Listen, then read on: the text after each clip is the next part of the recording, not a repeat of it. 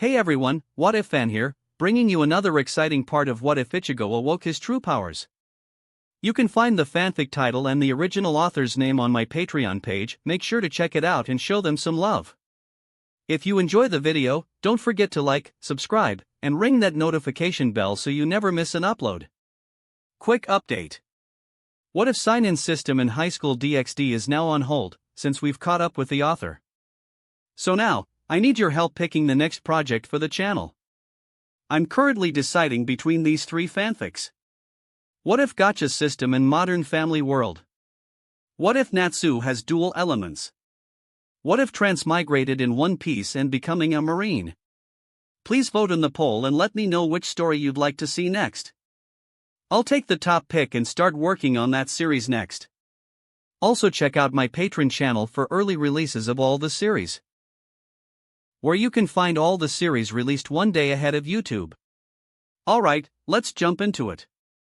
Chapter 25, Clash of Titans, Battle for Suriatii 2. With a furrowed brow, Ichigo intently listened to the voice of a certain scientist. The words flowed out of the device in a constant stream. The man was trying to explain him how to get out of the place the teen was currently trapped in. But the more he listened, the bigger his frown got. Just a second, Urahara-san. I think Uryu and Ryukin-san should be the ones listening to you. I hate to admit it, but I'm not calm enough to simply sit here and follow all of your technical mumbo-jumbo to the letter. He stated all of a sudden, causing the voice on the other side of the communication device to abruptly die down. However, the silence that followed was only brief. I see. Yes, I'm not really surprised. Okay then, Kurosaki-san, get the device to Ishida-san. If the situation wasn't so serious, Ichigo would have snorted at that. But the time was precious, and so he simply turned to Uryu and his father and stuck out his hand in which he was holding the device. Take it. Without missing a beat, Ryukin snatched it and put it next to his ear. Once he heard Urahara's voice, the man's expression turned sour. Despite that, he quickly began to nod to himself. What's going on? Uryu asked. The teen glanced at him and showed him his frown. Urahara-san is going to get us out of here. I see. The lack of reaction in his friend's voice caused Ichigo to raise one of his eyebrows, but, looking at Uryu closer, he noticed a few things that stood out. Uryu's jaw muscles seemed to be pulsing as if he was constantly clenching his jaw, and the fingers of his hands were nervously tapping the ground. For a second, Ichigo went silent. Then he formed a teasing smile. Since Ryukin-san is the one talking to him now, I'm sure we'll be out in no time, he said. Uryu briefly looked at him and released an annoyed snort. Bite me, Ichigo. Though the words were harsh, Ichigo felt no ill intent in them. It even looked like the Quincy formed a tiny smile of his own. Ichigo snorted too. Sorry, you're not my type. The two of them exchanged a glance and then they both chuckled. After that, the only sound in the area was Ryukin's voice. Every time he nodded to himself, the man uttered a few words into the device's microphone and then waited for a response. This way time moved at a snail's pace, constricting everybody with its heavy pressure that felt just like a ryatsu, alive and suffocating. Ichigo tried to use it to calm himself down. Ever since he had heard Urahara's voice coming from the communicator, his heart had been beating too quickly. He knew it was just the adrenaline. Finally, after several long days, something seemed to be happening and his body reacted to it instantly. He was aware of it. That was, after all, the reason he gave the communicator to Ryukin. However, he was also aware he had to somehow calm his nerves, his raging emotions, down. Going into a fierce battle hot-headed wasn't always the brightest idea. And the battle he was planning to plunge into was not something he could underestimate. Forget battle. This is war. He thought and pressed his left palm onto his cheek in an attempt to stop a tic that suddenly developed in his facial muscles. Okay. I think I understood all of it. Ichigo's head snapped up when he heard that. It seemed Urahara was finally done giving instructions. He pushed himself off the ground and, along with Uryu, stood up. Is there anything else, or can I finally turn you off? Oh, fine. Ryukin lowered the hand in which he was holding the device and pressed a single button. Then he passed the device to Ichigo. Take it. It seems there are things you should hear before we leave. In the meantime, I'll work over there on a temporal gateway. Ichigo took the device and felt worry slowly creeping into his soul. In the next moment, he heard Urahara's voice that did little to nothing to erase those worries. Kurosaki-san, I asked Ishida-san to turn on the speaker so both you and young Ishida-san could hear me. Now, there are a few things you should be prepared for before going to the Soul Society. Things like? Ichigo asked in a strained tone. Urahara's words sounded too ominous for his liking.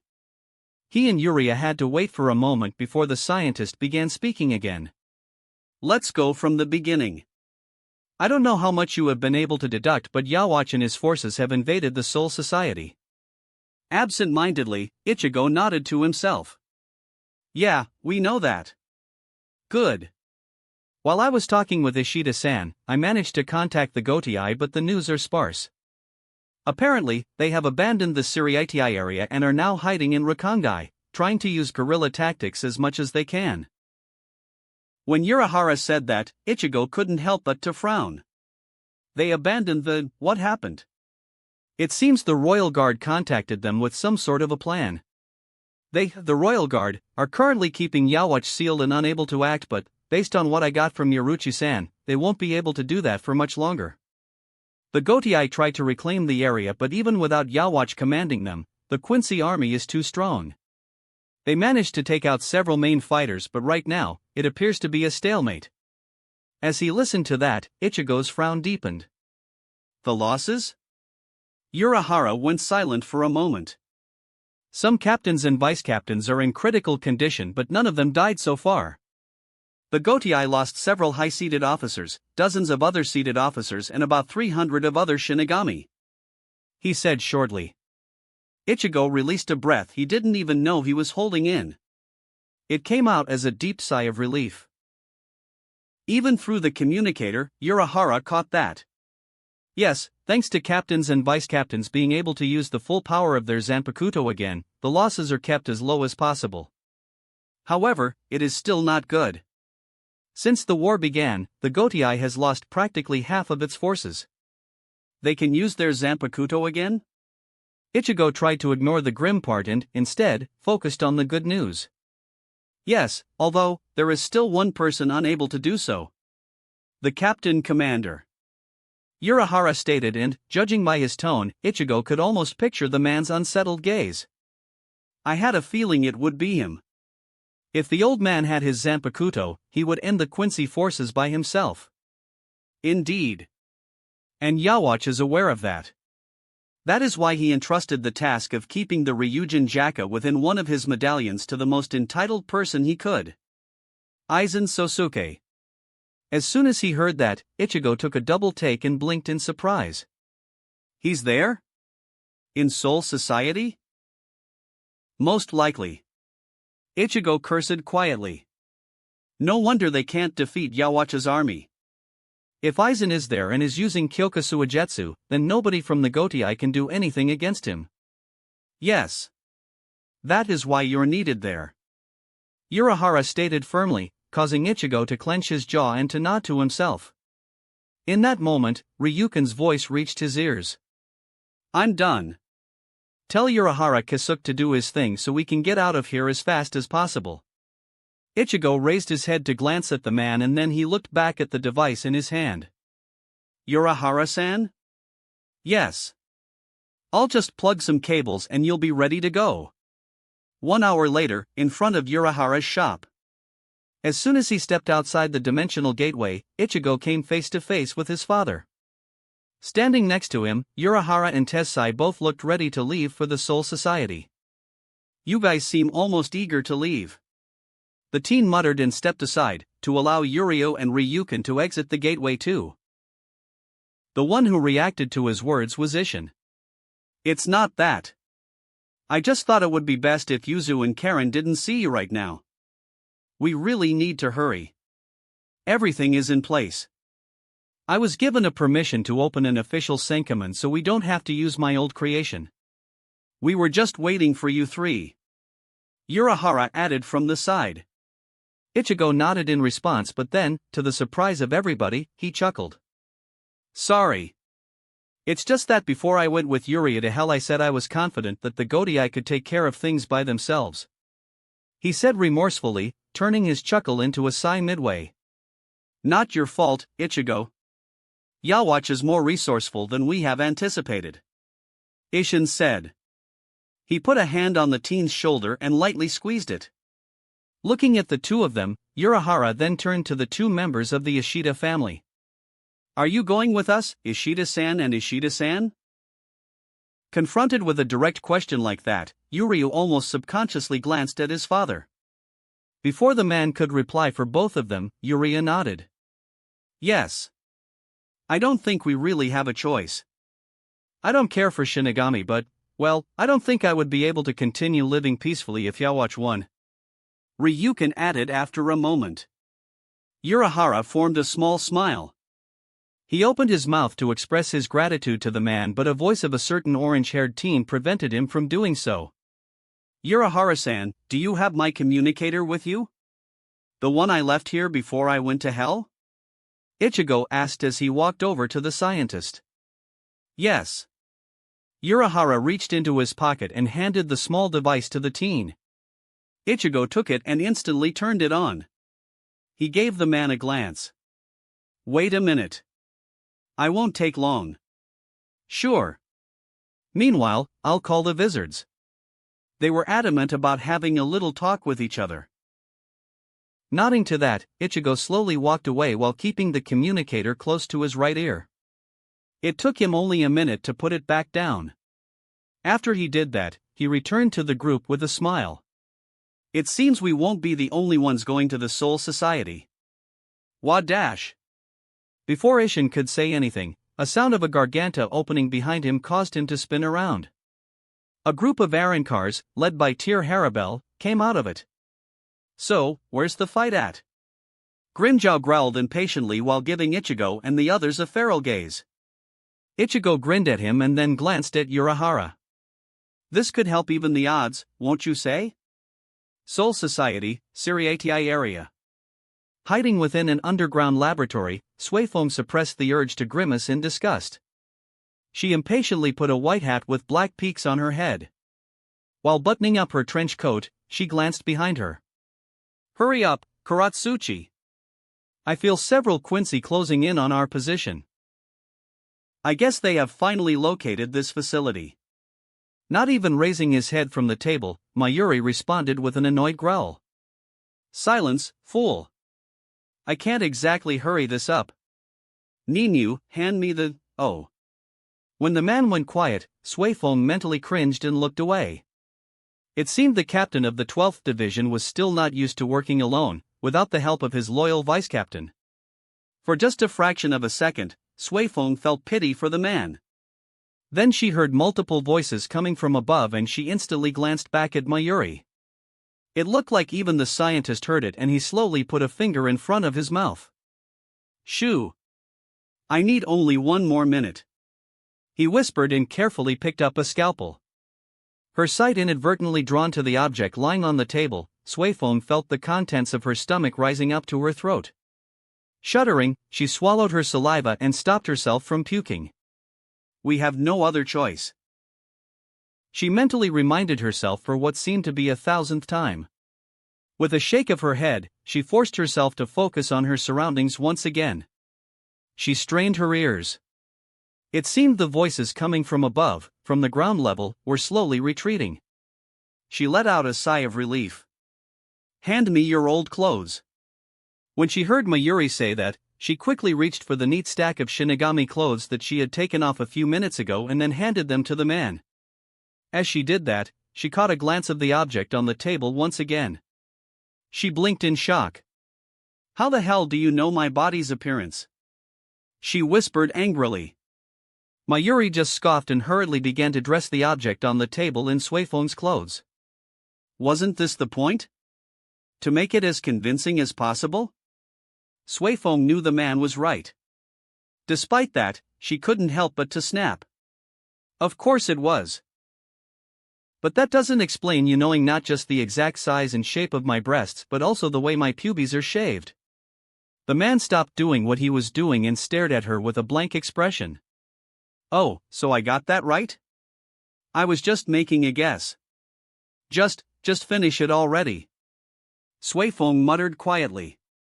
She knew she should be feeling embarrassed, but the situation the two of them were in was too serious. She couldn't afford to get emotional. At least not more than she already was. And this. All right, I'm done. A large frown formed on Suifeng's face. Now for the hard part. Soul Society, Rokangai. Huddled together on a roof, Yukitake and Yoruchi kept glancing at the walls surrounding the area where Suriitai used to be, their nerves strained and their bodies tense. They are a bit late. Yoruchi muttered. As she shifted her body, Yukitake placed a binoculars to his eyes once again. Still nothing. He stated and briefly looked down at the small squad of officers ready to follow the two of them to the battle. The sight still bothered him.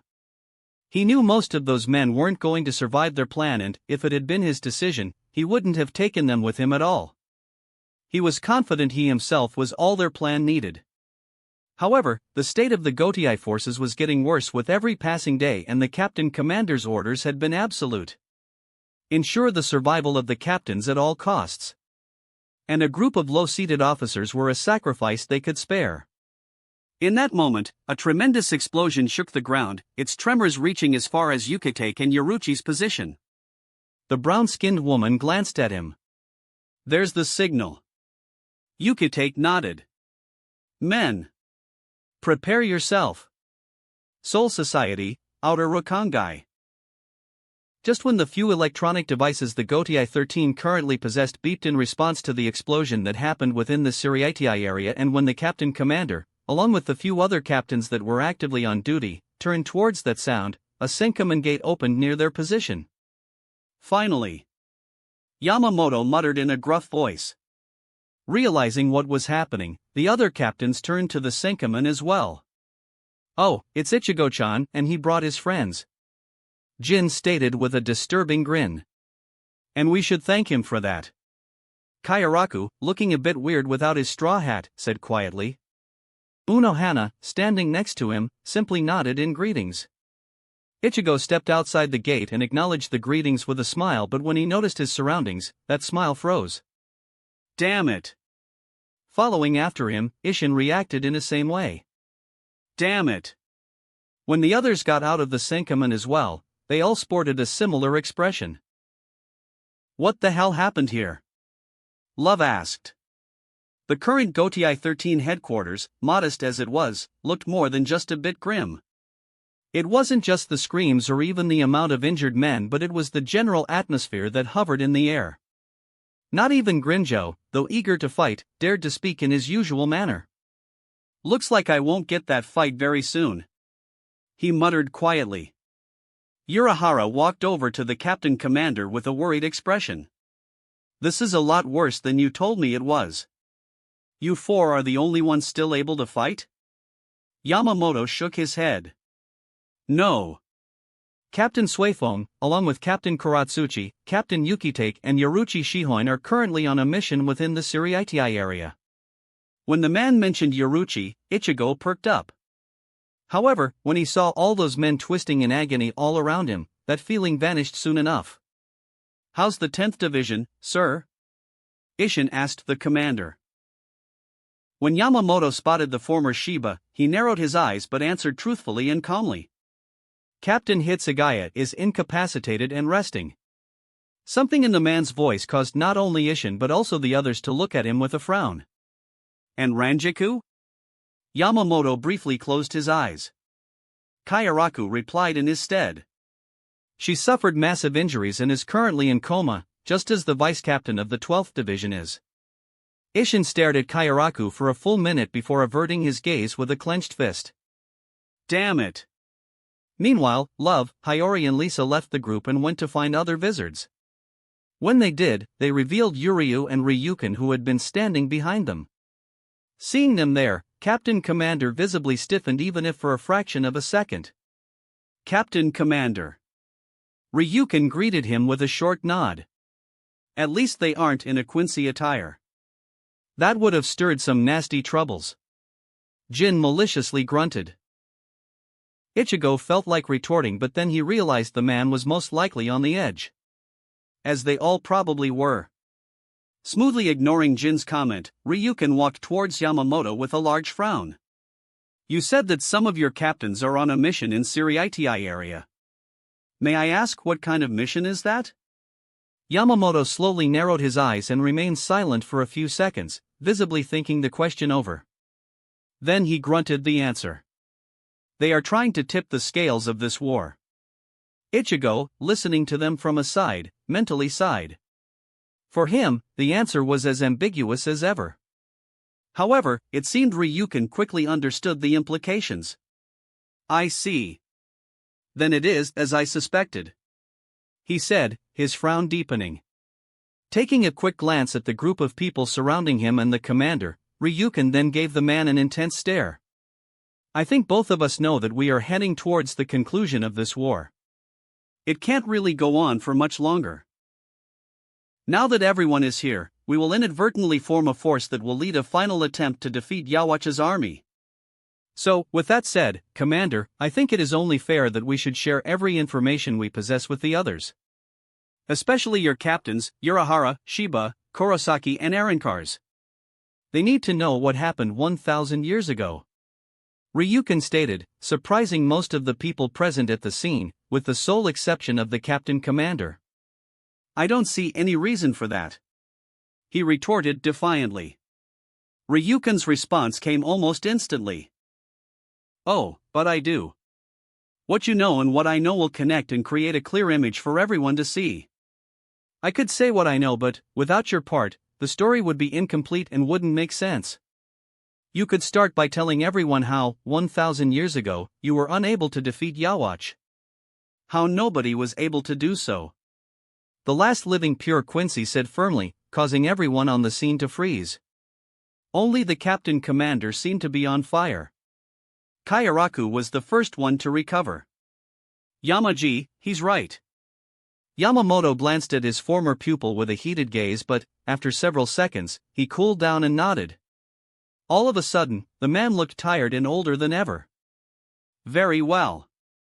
While the commander sorted out his memories, Ichigo subconsciously took a step closer.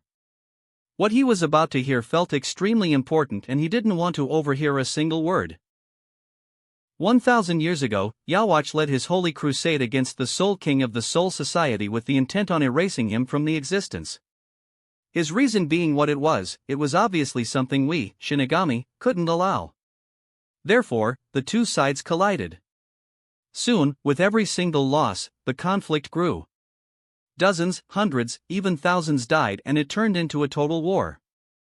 It did not last for long, but its consequences lasted longer than I had ever hoped they would.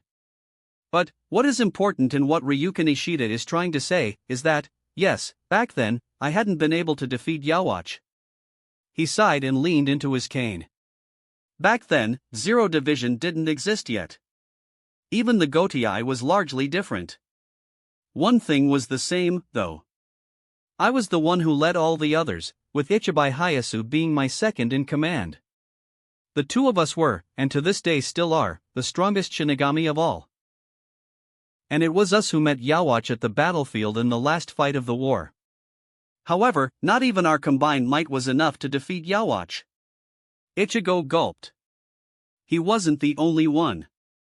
If not even Captain Commander of the Gotii 13 in his prime together with the leader of the Zero Division couldn't defeat Yhwach in direct confrontation, the situation just got a lot worse.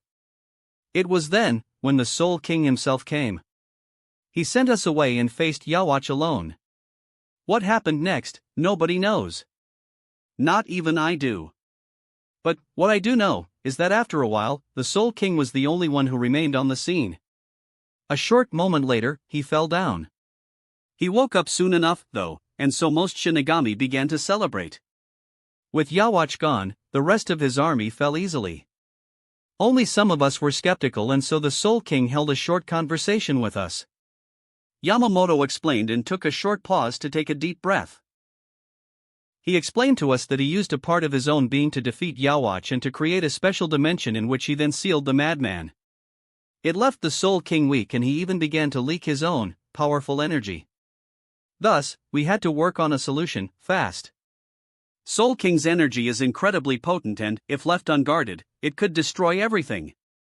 In light of this, the Soul King returned to the royal realm and entered hibernation. He was aware that Yawatch would return one day and if he let his own energy leak, he would die before that happened. So, he used that leaking energy and formed a cocoon around himself. Before that, however, he formed a zero division and put a part of himself into its members. We call that process the Oken. As soon as he said that, Ichigo reacted. But weren't there requirements for the creation of the Oken? Yamamoto briefly looked at him. Yes. That is the forceful creation of Oken. Natural Oken is created by using a bit of the Soul King and Jirichi with a radius of half a spirit mile. Ichigo recalled the conversation between him and Shadera when the woman told him about the floating cities in the royal realm. She lied. So the Soul King destroyed 4 cities just for that? Yamamoto sent him a hard gaze. It was necessary. If he hadn't created all those Oken, the instability of his being would have caused the whole world to collapse. He had to let go of parts of his own soul if he wanted to prevent that from happening. That is the reason Zero Division rarely leaves the royal realm. They have to remain close to the Soul King as the parts of him within them creates a perfect equilibrium. Seeing the expression on Ichigo's face, Ryukin quickly interfered. I see. Now, what we should take from this is that there is most likely only one thing that can potentially defeat Yawatch. The Soul King. Other than that, it seems that Yawatch is unstoppable. I fought him too and I can tell this is not far from the truth. If even Commander couldn't defeat him with brute force, it means there is something special needed to accomplish that. His words caused everyone to stiffen. Still, Ryukin wasn't finished. There is more. You should stop trying to win this war by killing Yawatch's forces. Or, at least, the upper echelon of his forces, the so-called Sternritters. What are you saying, Ryukin Ishida? Yamamoto raised his voice a little, just enough to let Ryukin know he was annoyed. In response, Ryukin pushed his glasses up his nose and faced the commander with a steady gaze. It seems this is something you don't know. There is a reason why Yawatch's knights, the Sternritters, aren't fighting as ordinary Quincy, with a bow and arrows. I understand they all possess seemingly unusual abilities? That is right. Suifeng admitted from a side. It is because Yawatch himself empowered them with his blood. By drinking a bit of it, a Quincy can awaken a special ability that lies deep within his soul potential. Also, by accepting Yawatch's blood, they become a sort of his proxy and part of the energy of anyone they kill goes to Yawatch himself, empowering him further. Ryukin barely finished talking when a furious discussion erupted all around him. In the midst of it, Yamamoto hastily raised his cane and tapped the ground. The resulting small shockwave quickly extinguished all conversations. If that is true, then we only have more reasons to slay the enemy. The captain commander objected.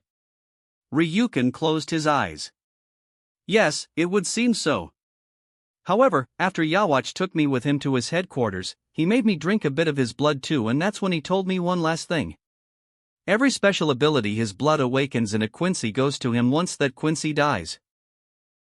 Aside from Yurio, who instantly turned to his father with a worried look, the rest of the party ignored the part about Ryukin drinking Yawatch's blood and, instead, focused on the other thing. The realization hit them fast. This is bad. Sunlight of the new day barely managed to light up the streets of Rokangai when a group of brave, resolved warriors slowly finished their last preparations. Shinigami, Quincy and even Arankar stood side by side, ready to march on and ready to enter the final fight. There was no animosity between any of them. No camaraderie. No friendship. No unnecessary emotions. Only pure resolve. In such heavy atmosphere, only one man was able to continue talking. Yesterday, we managed to weaken the enemy, but the price we paid was harsh. We lost many. We lost too many ever since this war began. Yet we will not give up. We will not falter. We will not back down because we can't. We are the last men standing. If we fall, the whole of Soul Society falls with us. That's why we will win. The captain commander of the Gotei 13 growled loudly and looked around himself. Nobody answered him, but it did not bother him. He didn't need to hear anything. Raising his cane in the air, he brought it back down with great force. Men! Abandon your fears. Face forward. Advance. Don't give an inch. Retreat and you will age. Be afraid and you will die. This is our last stand. We will win or we die trying. He exclaimed, and, together with every person standing behind him, they all released a burst of Ryatsu that scorched not just the earth but the heavens too. Advance. Giving out his last order, Yamamoto briefly closed his eyes and just listened to the sound of swishing sounds as his forces launched forward in a series of Shuunpa, Sonito, and Hirenkyaku.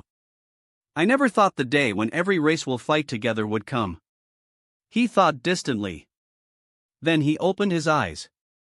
The world truly must be coming to an end. As the scene continuously flashed in front of his eyes, Ichigo took several deep breaths. He felt an eerie peace of mind. The gears of fate were slowing down, finally coming to an end. An end of ends. All the killing, all the pain and suffering was about to stop. Even if he had to do everything by himself, and even if he had to sacrifice his humanity to accomplish it. His flash steps carried him towards the Suriitii area at a fast rate. He wanted to conserve his strength, but the urge to finish the war compelled him to press on, to push his body further. Both his hands twitched, eager to grasp and clutch the hilt of his Zanpakuto, but the sword remained strapped to his back. Not yet. Ichigo wasn't really a fan of overly dramatic entrances like those in action movies, when a hero came at a nick of the time to save the day, but this time, such a thing could do more help than harm.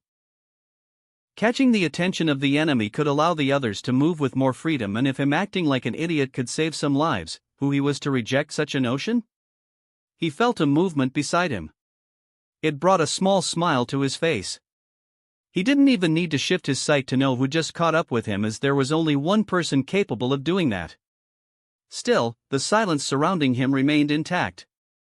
No exchange of words. They both knew they were facing the biggest challenge yet.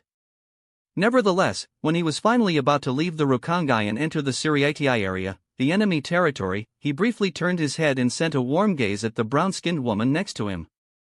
I love you. With that, he sped up and left her behind. There was nothing more he could say to her in that moment. If he did, his emotions would explode and destroy his precious peace of mind, necessary in the upcoming battle. In the moment his feet passed through the border of the Suriitii, he pumped his body full of Ryuryoku and leaped in the air. The force behind the jump carried him for several seconds before he finally began to descend. When he did, he braced himself for the impact. Crash asterisk. As soon as he landed, the ground beneath his feet cracked and then caved in, unable to withstand the incredible pressure. An instant later, several dozen meters away from him, the ground exploded in a shower of debris. Adding to the effect, Ichigo lowered himself and released his potent energy in form of a black Ryatsu that began to slowly scorch his surroundings. Come at me, you bastards! He shouted as loud as he could and reached back for his Zanpakuto. Wordlessly, he released it, causing another burst of Ryatsu to wash over the area. It took only a few moments before his actions met the desired effects and a horde of Quincy soldiers hurried towards his location. Get him! For His Majesty! Wait, who is it? That's Kurosaki Ichigo! Retreat! But before they reached Ichigo, the Quincy soldiers quickly realized just who they were planning to go against and hastily turned around to flee. Ichigo didn't let them. With a grunt, he spun around and released a large wave of pure energy, a wave in the form of a crescent moon, straight at their backs. The attack hit the soldiers before they even managed to glance back. It cut right through them and left only small parts of their bodies flying through the air. The attack continued forward until it came into contact with a solid wall, where it exploded. Calmly, Ichigo watched it happen only to narrow his eyes a moment later. Too eager to fight, Kurosaki Ichigo? The teen briefly closed his eyes. He could recognize that voice any time. How could he not? Its owner had tried to mess with his resolve more times than he could count. No. I'm eager to end this fight. Aizen, he stated and turned to the left. Coming face to face with a former captain of the 5th Division, Ichigo made a sour expression. In response, as if trying to recreate the past, Aizen formed a smug smirk. I see. In that case, well met, Kurosaki Ichigo. I've been waiting for you. Giving the man a serious gaze, Ichigo reached out with his senses and, feeling Aizen's ryatsu, he frowned. Waiting for me? Aizen nodded. Why yes, after all, I've been waiting for our rematch. He said, and in the next instant, he appeared right in front of Ichigo with his sword raised high. Reacting instantly, the teen moved his Zanpakuto and deftly parried the blow. The resulting shockwave cleared the area of all debris. Well, now you got it. However, if this is all you have, then this rematch won't last for long, Ichigo said while lessening his frown. He couldn't help but to taunt his enemy a little. Aizen narrowed his eyes, but, surprisingly, a quiet chuckle escaped his lips. Yes. It seems you have grown even further. Ichigo, tired of seeing the man's face up close, pushed and forced Aizen to back away. I almost expected that annoying and old phrase of yours, he said. In an instant, he raised and outstretched his other hand and then released a massive concentration of yellow energy at his opponent. Heido number 63. Raikoho. His Kido soared across the battlefield like a lightning strike and seemingly hit the former captain dead on. The following explosion was small but resulted in a dense cloud of smoke. Oh, you even learned Kido? Fascinating. When the man's voice came from behind him, Ichigo sighed. He could feel his opponent build up his energy, but, when darkness enveloped him in a large coffin, he just shook his head. Looks like Kido will be useless in this fight. If you mean my phrase just as planned, then I'll have to disappoint you. I will not use it anymore. Heido number 90. Koro Hitsuji. Feeling a multitude of spear-like protrusions pushing against his skin, Ichigo calmly cracked his neck joints. Then, he raised his hand and smashed the Kido spell with a single slap. The black coffin of spiritual energy shattered like a box of glass. Ichigo waited until all of it fell down and then gave a stoic-looking Aizen an amused stare. You just couldn't help but to show me the difference in our Kido mastery, could you? Lowering his hand, Aizen renewed his smirk. Let's just say I wanted to test something. Found out anything useful? Maybe. Would you like to hear it? Nah, maybe later. I've got a fake god to defeat. I do hope you are not talking about me, Kurosaki Ichigo. Now, why would you think that, Aizen? The two of them fired off their words as if their battle could be resolved with just them while facing each other with firm gazes. Both of them were tightly gripping the hilts of their Zanpakuto, yet neither of them tried to move. All around them the world exploded in fiery fire of spiritual pressure and spiritual energy, signaling the beginning of the final battle for Siriidii. Royal Realm. The sweaty forehead of the leader of the 0 Division glistened in the early sunlight. The man was still seated in his original sitting position, but he was no longer still. His eyes were closed and his face was scrunched up in an effort to keep his trembling hands clapped together. But it appeared to be pointless.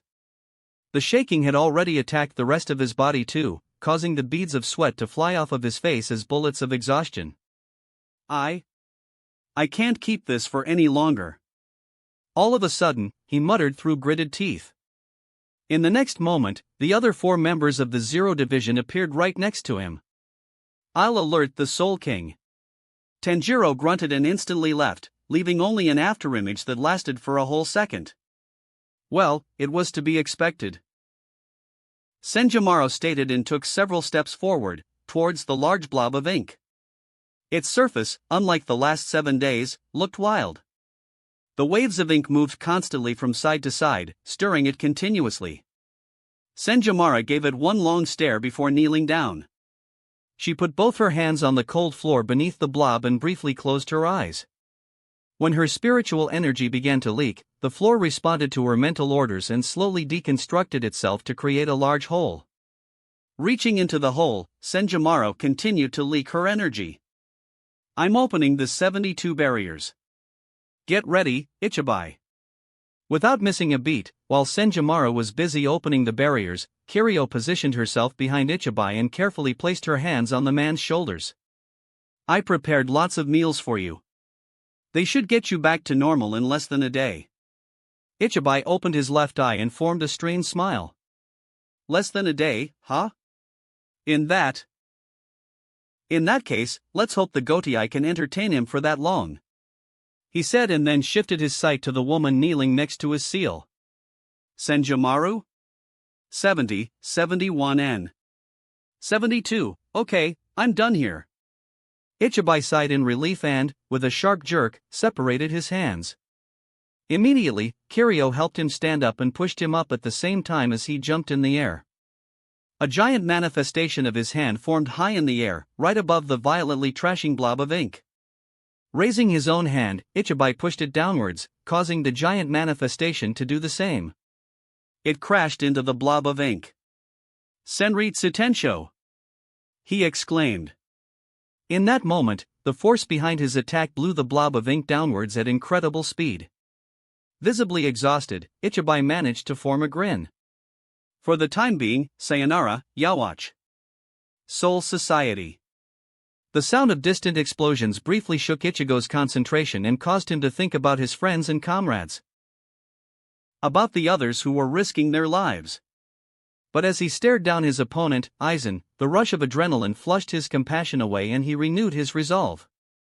He could think about them later. Right now, he had a job to do. A job nobody else could do. Tightening his grip on Zangetsu, Ichigo shot forward. His Zanpakuto moved like a lightning, but before it could connect with the flesh of his opponent's body, another blade appeared in its way. The two swords clashed. The air rose and the pressure from the attack blasted it away. You truly are a remarkable experiment, Kurosaki Ichigo. Aizen said with a hint of pride but also with a hint of displeasure in his voice. With a snort, Ichigo pushed forward and forced the man backwards. Trying to upset me with words? Come on, Aizen, I thought we were past that. The teen said tauntingly and saw Aizen narrowing his eyes at him. In the next instant, he felt an intense pressure on his shoulders. Inwardly, he grinned. Then he withdrew his sword and spun around to try and slash the man across his torso. Once again, his blade was stopped with another blade. A nearby wall that stood in the way of the resulting air pressure immediately got blown to pieces. In a split second, Ichigo slid his Zanpakuto across Aizen's sword and forced the man to lean backwards as the tip of Zangetsu only narrowly missed his throat. Seems like holding back won't get me anywhere. Ichigo thought bitterly and concentrated on his Ryuryoku. A short moment afterwards, black flames burst out from him and enveloped both his body and his Zanpakuto. He hoped to surprise Aizen and let him feel their effects, but the man managed to react in time and withdrew his hands before the flames licked them. Although, that didn't mean he didn't look surprised. So these are the flames of the damned, huh? Ichigo blinked. Flames of the damned? Aizen chuckled but didn't say anything, making Ichigo feel more than just slightly worried. He didn't like the man's laughter. At least not this particular one. It felt like he knew more. However, before the teen could open his mouth, Aizen outstretched the hand in which he was holding his Zanpakuto and smirked. Well, since you appear to be finally using your Zanpakuto abilities, I think it's time for me to do the same. Shatter, Kyoka Suijutsu. Freezing on the spot, Ichigo mentally berated himself. Damn it! I looked at it. He stood completely still, refusing to move, to even twitch a muscle. Now that he got himself caught up in Aizen's illusions, anything was possible. His eyes darted from side to side, scanning his surroundings while blatantly ignoring the Aizen who stood in front of him. He couldn't afford to waste his time on something, which was clearly just an illusion of the man. But the illusion spoke calmly, as if there was a tea break. Why the panic, Kurosaki Ichigo? Don't tell me you're afraid? Not looking at the man's illusion, Ichigo frowned. I am afraid. I'm not so weak that I wouldn't acknowledge it. When he said that, he felt, rather than saw, Aizen's mouth forming a satisfied smirk.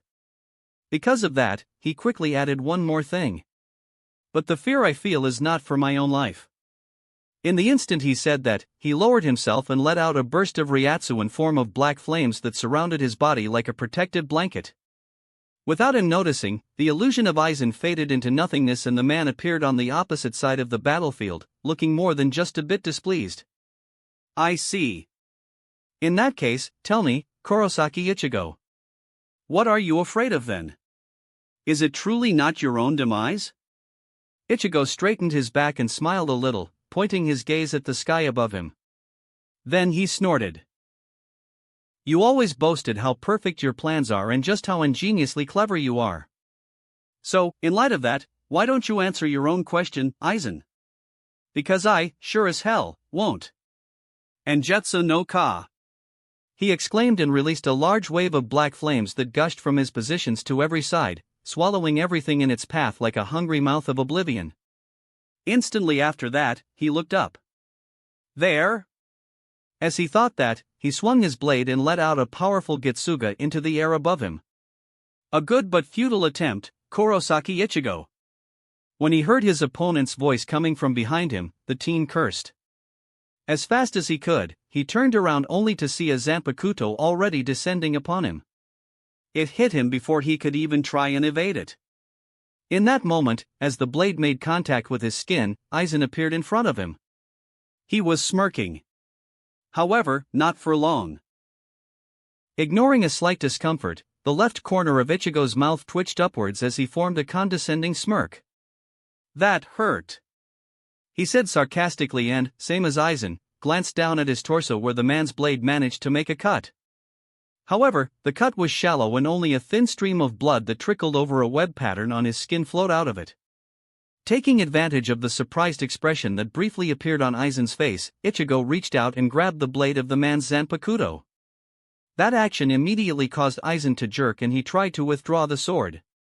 Ichigo didn't let him and gripped it tightly, causing the blade to dig deeply into his skin. More than just a bit of blood began to drip on the ground. Despite that, Ichigo kept his smirk. I still remember our last fight and what Ikemara-jin said during it, Aizen. That the only way to escape your complete hypnosis is to touch your blade. He stated and forcibly moved the sword to the side, creating an opening he immediately used. Using his right hand, he slashed Aizen across his torso in the same way the man did it to him. Blood spurted from the former captain's chest as Ichigo ripped a deep gash in it. He staggered a bit but Ichigo, still gripping his sword, kept him close. Neither of them spoke.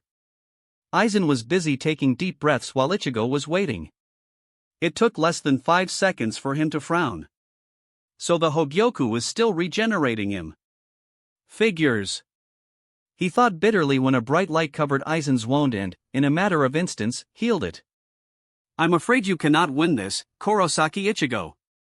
No matter how strong you are no match for the Hogyoku inside of me. Aizen said with his head lowered. We'll see. Ichigo curtly retorted and raised his sword once again. This time, he poured a large quantity of his Ryuryoku into it until it began to glow brightly. I don't believe he really is immortal. Hogyoku shouldn't be able to heal him on its own. It must be using his Ryuryoku as the fuel. It has to. That means I just have to exhaust his reserves. He thought and opened his mouth. Getsuga Tensho. From the point-blank range, the massive wave of pure energy crashed into Aizen with such force, Ichigo barely kept him from getting blasted away. He felt Aizen's Zanpakuto digging even deeper into his hand and only through sheer force of will he stopped himself from letting it go. His Getsuga, after stubbornly trying to rip through the man's body for several seconds, finally lost its internal structure and exploded right into their faces. Smoke enveloped both of them. Barely seeing his opponent's silhouette through it, Ichigo formed a deep scowl and let his mouth twist into a grimace. It looked like his attack blasted a fourth of Aizen's body into oblivion. With fierce determination, the teen gritted his teeth and raised his Zanpakuto yet again. Getsuga Tensho. Again. Getsuga Tensho. And again. Getsuga Tensho. And again. Getsuga Tensho. His voice gave out. Not from the lack of energy. He still had more than enough of it.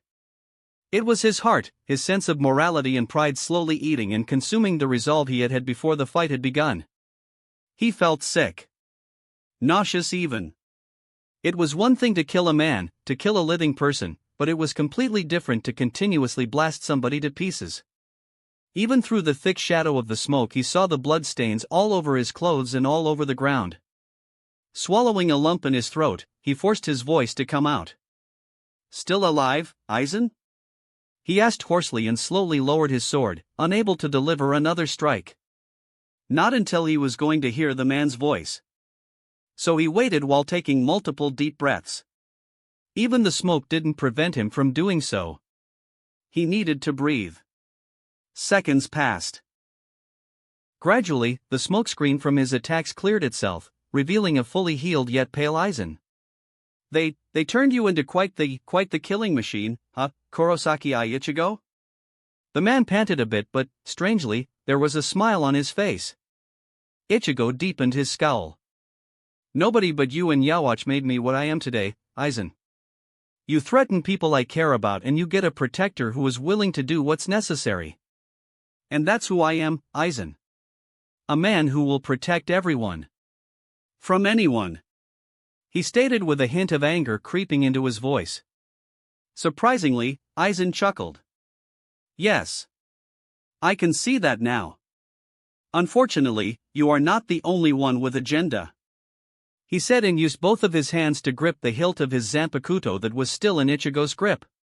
He gave the teen a sad glance. This is the end, Kurosaki Ichigo. I cannot fail. Ichigo narrowed his eyes, ready for a sneak attack, but he blinked when the man briefly closed his eyes and a burst of Aizen's Ryatsu pressed on his shoulders. Bankai.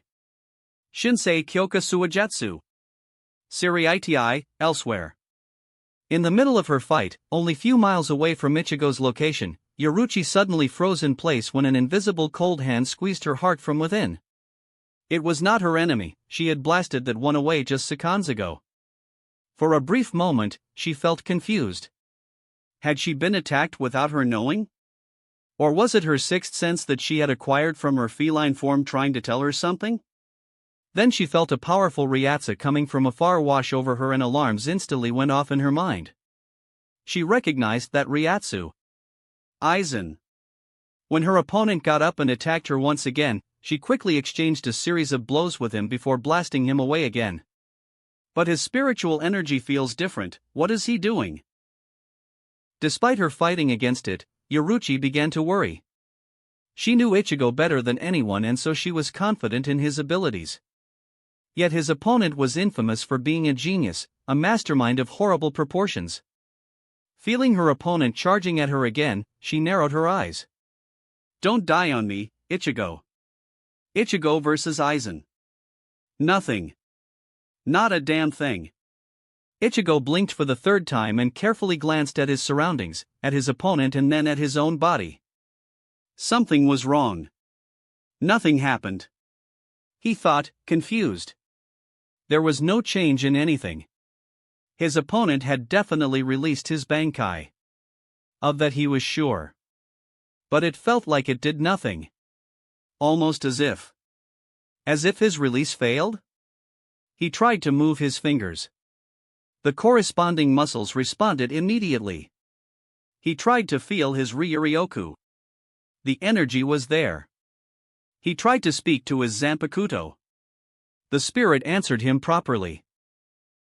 Ichigo knew he should have been glad, but what he felt was everything but that. He was anxious and unsure. The sense of security felt false. Something was definitely wrong. One of the most powerful beings had just released the final stage of his Zanpakuto, so something must have happened. It was impossible for nothing to happen. But the seconds passed without any snag. Despite his best attempts, Ichigo felt like getting calmer. What had seemed impossible just a moment ago began to look possible now. It couldn't be. He thought and intently stared at the former captain of the Gotei 13 to try and see an expression that could explain the situation. But Aizen was completely expressionless, the stare he gave the teen was blank. For a moment, Ichigo didn't know what to do. However, soon enough, the ever-present noise of war echoed across the battlefield once again and the teen shook his head. I can't just stare and do nothing. I have to finish this. Gripping the hilt of his Zanpakuto, Ichigo gritted his teeth and raised his blade high. I don't know if your Zanpakuto just failed you, Aizen, but don't expect mercy from me. Anjetsu no Ka. Ichigo exclaimed and poured as much energy and as much intent into his attack as he could, resulting in a gargantuan mass of flames that emerged from his blade and hit Aizen straight into his torso. The following scream was so loud and filled with so much pain, Ichigo couldn't help but to cringe and look away.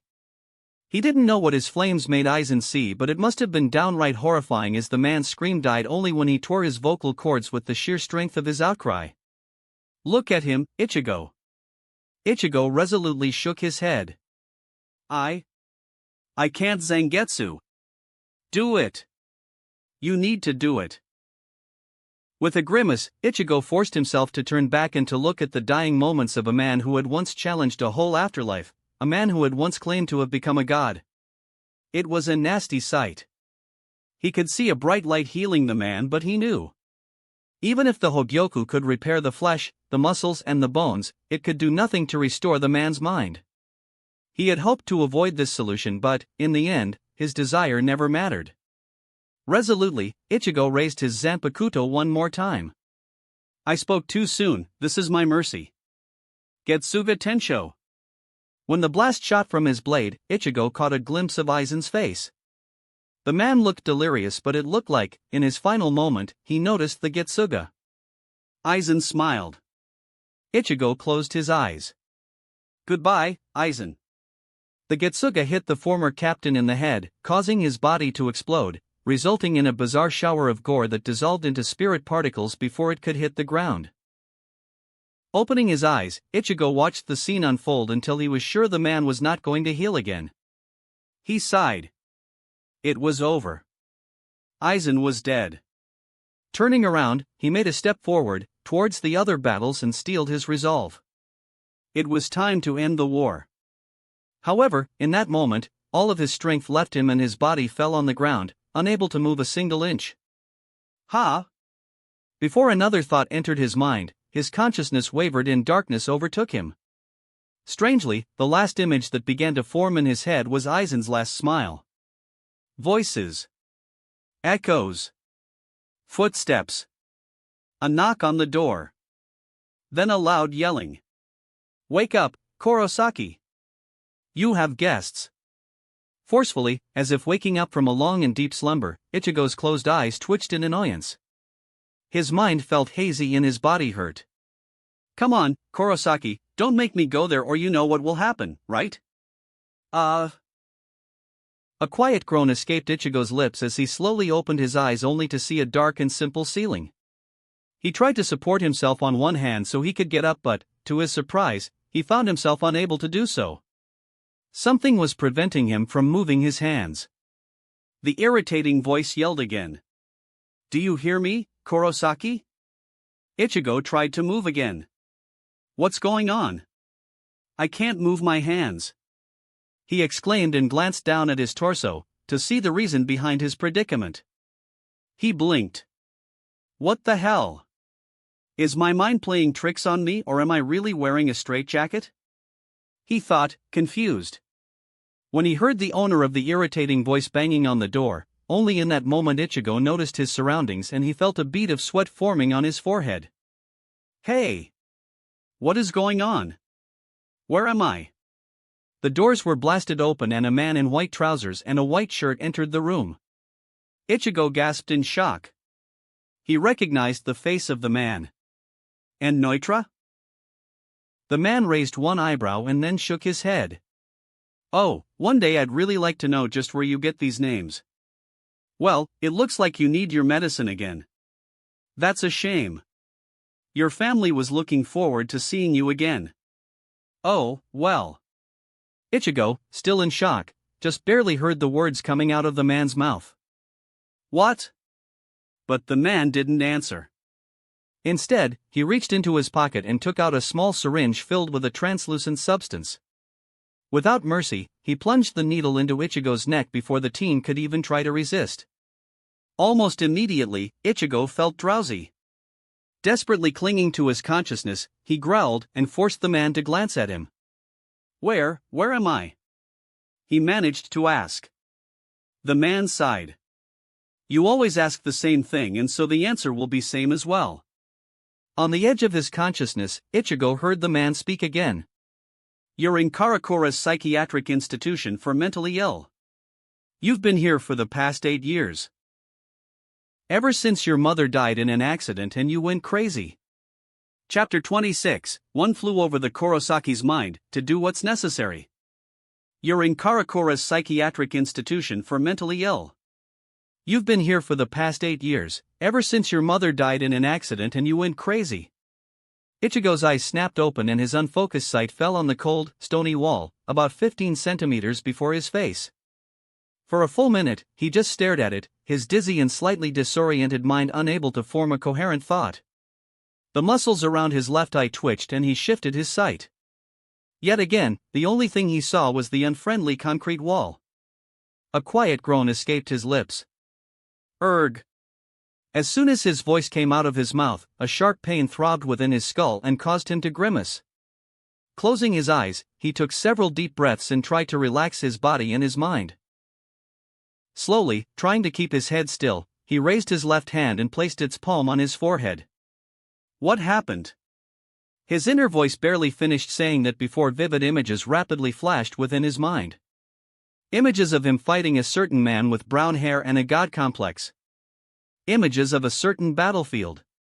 A certain brown-skinned goddess. His friends. And then his cruel wake-up call. He withdrew the hand from his face and placed it on his torso. For a moment, he just breathed. In. Out. In and out. A patient in a psychiatric institution, huh? He asked himself out loud in a disbelieving tone. Then he shifted his sight to glance at his right and then at his left hand. Well, at least I'm not wearing a straitjacket anymore. Once he said that, he found himself unable to resist an urge to snort. Then he grimaced. He forgot about the throbbing pain in his head. Must be from whatever that guy used to knock me out. He closed his eyes again. All right, Ichigo. You've been through a lot of crap, so this is nothing in comparison.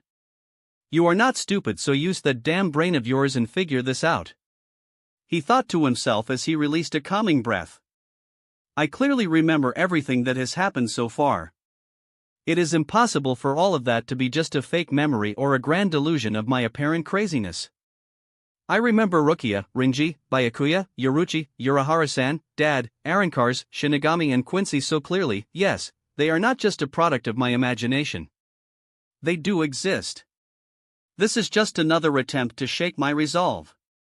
For a brief moment, he opened his eyes and stared at the ceiling above him. Though I have to admit, whoever did this made an incredible effort. To create an illusion of such a twisted reality, an illusion, wait. He blinked when a disturbing thought entered his mind. Is it possible? He muttered quietly. Narrowing his eyes, he held his breath and entered the deepest parts of his mind. Aizen. Could this be his doing? I remember killing him, but he did try to release his Bankai before that. Is this the result? He certainly is capable of faking his own death in order to manipulate me into thinking I want only to activate some crap. But for this to be an ability of his Bankai, it feels so real.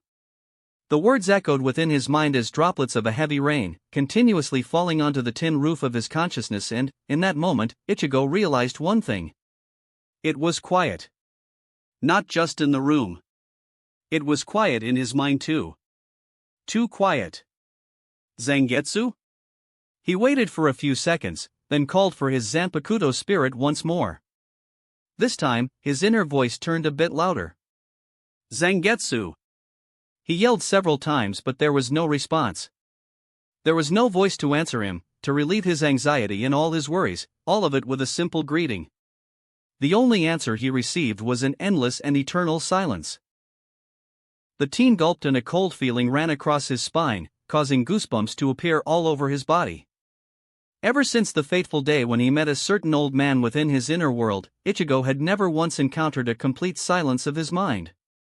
Now, after all those months, such a thing felt surreal, eerie, and even terrifying. It was a one-of-a-kind silence. A quietness that scared him more than he dared to admit. Feeling rather panicky, he reached into his mindscape and tried to get a hold of his spiritual energy. His left hand, with which he was physically reaching into the air above him, froze. I feel nothing. The hand, frozen in midair, fell on his torso and a sudden revelation hit him with full force.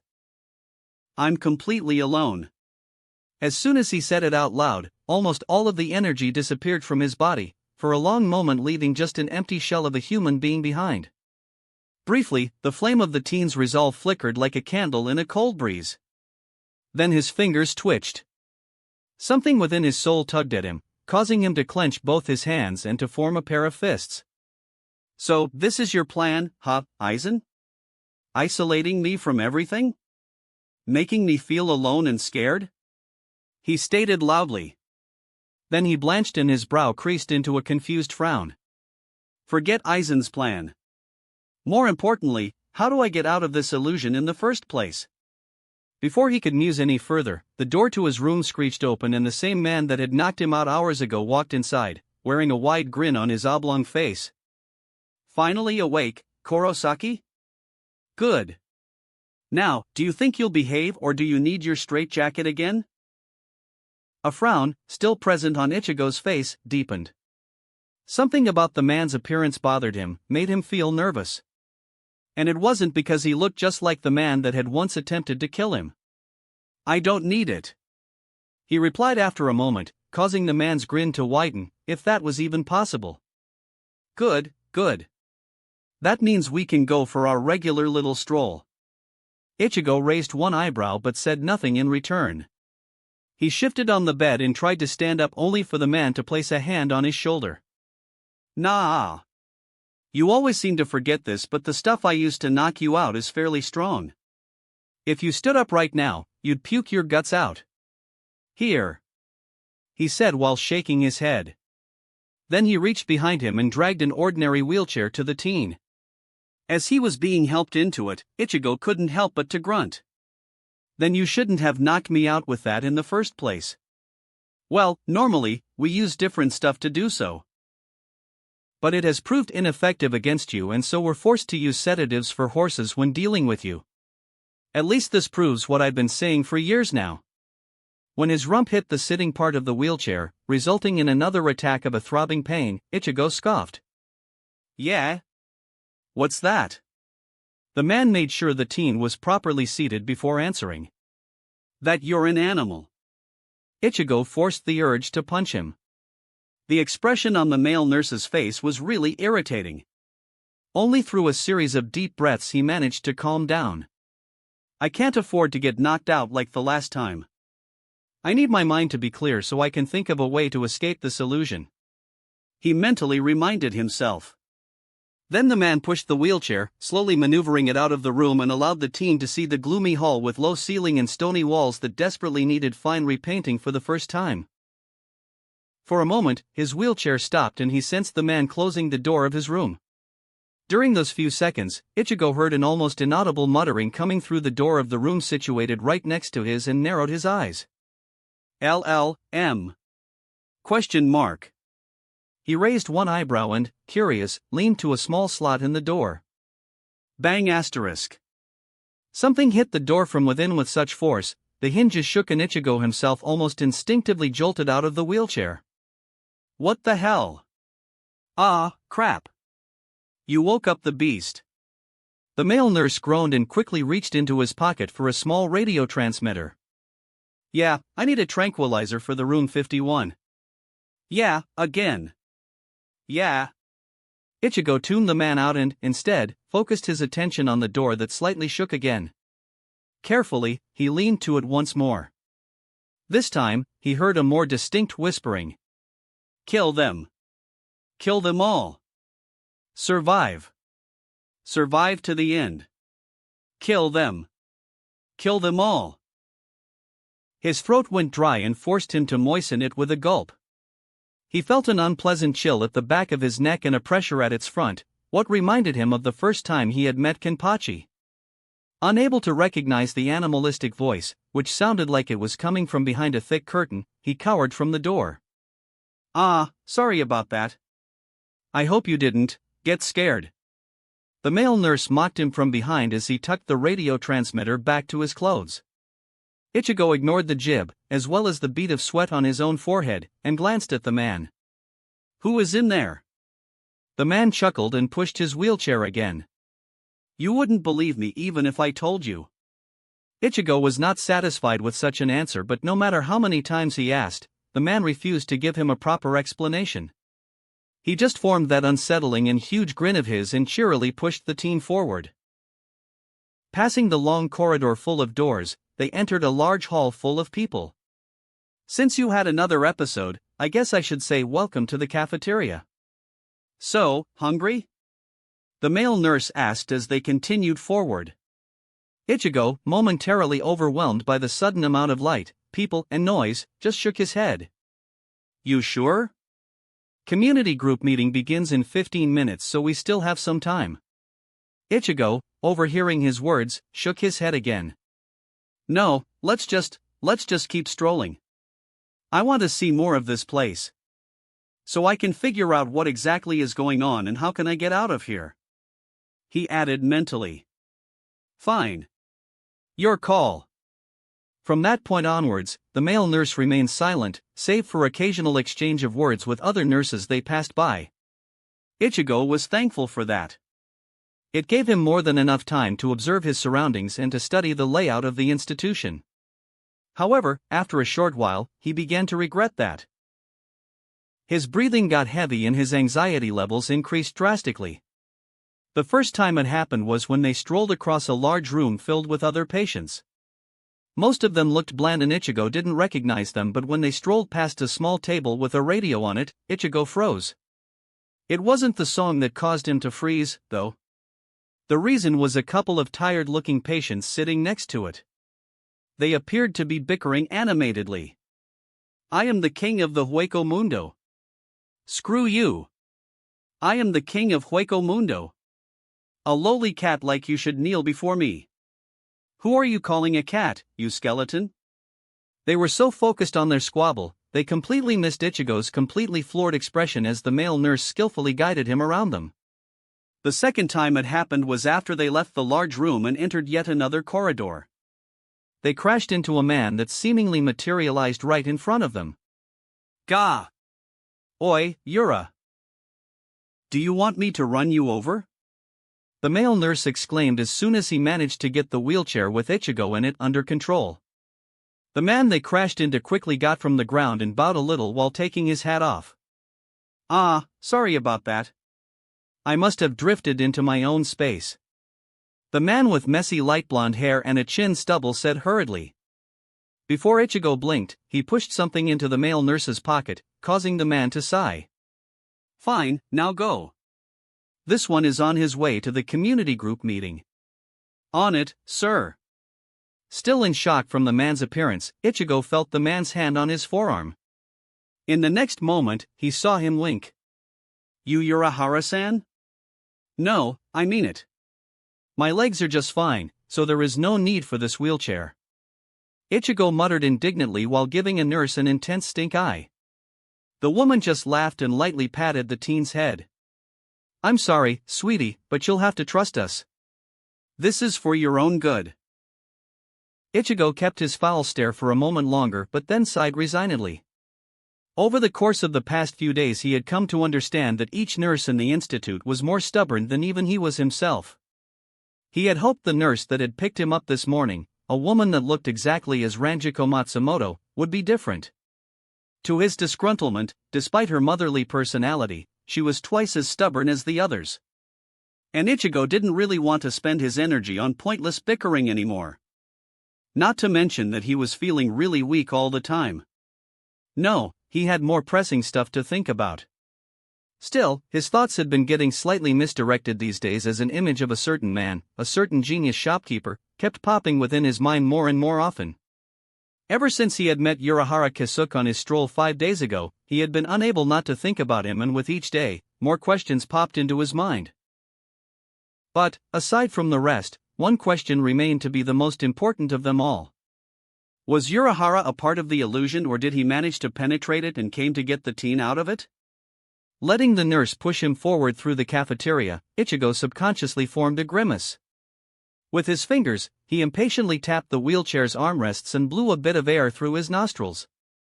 The question had started innocently, yet it was now slowly starting to eat him away, to nag his brain, to occupy his thoughts and to rob him of his precious energy. But as usual, he's nowhere to be found. He thought bitterly and silently accepted a toast from the nurse. Though he wasn't really hungry, the mindless chewing actually helped him to increase his concentration. However, this time, he regretted it. His sharpened focus only further annoyed him as he scanned the area, looking for the scientist once again.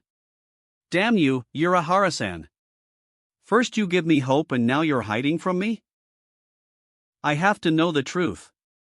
Gnawing at the rest of the toast, the teen almost bit his own fingers but managed to stop himself in time. He scowled. Truly, was the man making fun of him? Was hiding from him his idea of a prank? Because if it was, he wasn't interested in it. And it also certainly wasn't funny. A quiet growl seeped through Ichigo's tightly shut lips and the teen gripped the armrests, feeling especially irritated. Damn it! He thought angrily. Truthfully, he wanted to yell it out loud. Seeing as he was already considered to be a crazy person, doing so surely wouldn't have been nothing unusual. Yet he didn't do it. There wasn't really a point in doing so. Acting crazy just for the sake of appearing crazy in an illusion created by a mind of another crazy person just seemed so silly. Nonsensical even. Ichigo-chan, here. When he heard the voice calling out to him, Ichigo raised his head and a tiny smile formed on his lips. He moved on the wheelchair so he could look at the owner of the voice better. A flamboyant male patient was energetically waving at him, and the sight momentarily erased the teen's worries. He liked the man. Raising his hand, he waved him back but negatively shook his head. Sorry, but I'll have to postpone our game of chess for one more day. He exclaimed and almost chuckled when the man pouted like a child. Nevertheless, the man was in the middle of a card game with another patient, so his pouting lasted only for a second. Okay. See you, Ichigo-chan. Ichigo smiled at him but then nodded to the nurse. Once she pushed him forward, the teen allowed himself to lose the smile and to sigh in sadness. He really liked Shunsui, and seeing him like that, reverted back to a childlike persona, hurt a lot. However, he wasn't allowed to remain sad for long as the doors to the cafeteria burst open and a one-armed woman barged inside while holding a light-up firework that immediately began to shoot sparks in every direction. The queen of fireworks is here, bitches. Make way. The dynamic entrance coupled with a voice filled with pure joy caused Ichigo to chuckle quietly. The woman soon created a complete mayhem and the teen shook his head in amusement. Another day, another attempt. She's like a rocket with a never-ending supply of fuel. For a while, he just sat there and enjoyed himself. The image of nurses panicking and trying to catch the fire starter was incredibly gratifying, and he watched the scene with a barely hidden grin. However, the same thing was happening on regular basis, and so nurses got everything under control very soon. Using the bit of time before his own nurse returned to him, Ichigo put his hands on the wheels and pushed himself in a direction of a long corridor that was seemingly filled with an air of desperation. It took him only a minute to reach a certain room that he had found the day before. Inside the room, there was a small, petite woman sitting on a bed with her legs tightly secured under her chin and her arms wrapped around them. Her eyes were empty, but when she caught a sight of the teen, a tiny spark appeared in them. "Kurosaki-san, did you come to tell me more?" she asked in a fragile tone. Ichigo gulped and forced back the tears. "Yes, Rukia." he said and maneuvered further into the room, stopping only once he was directly in front of the woman. After that, he opened his mouth and began talking. It appeared that even in the illusion, Rukia Kuchiki had the same name. However, that was the only thing that was the same. Her personality was a complete opposite of what Ichigo remembered. The Rukia in the institution was a patient with suicidal tendencies, a person who believed that death was the salvation needed for a happy life. A person who, at the first mention of Soul Society, a place that served as an afterlife, smiled for the first time in 10 years. At least that was what the nurse had told him. Because of that, Ichigo had sworn to regularly visit Rukia so he could tell her everything he knew about Soul Society if only to see her smile again. He knew that he was caught in an elaborate illusion, but the sheer pain in the eyes of Rukia's copy had broken all of his barriers and had reminded him of the first time they had met and how, during that night, she had saved him and his world. Once he had remembered that, he couldn't have just done nothing.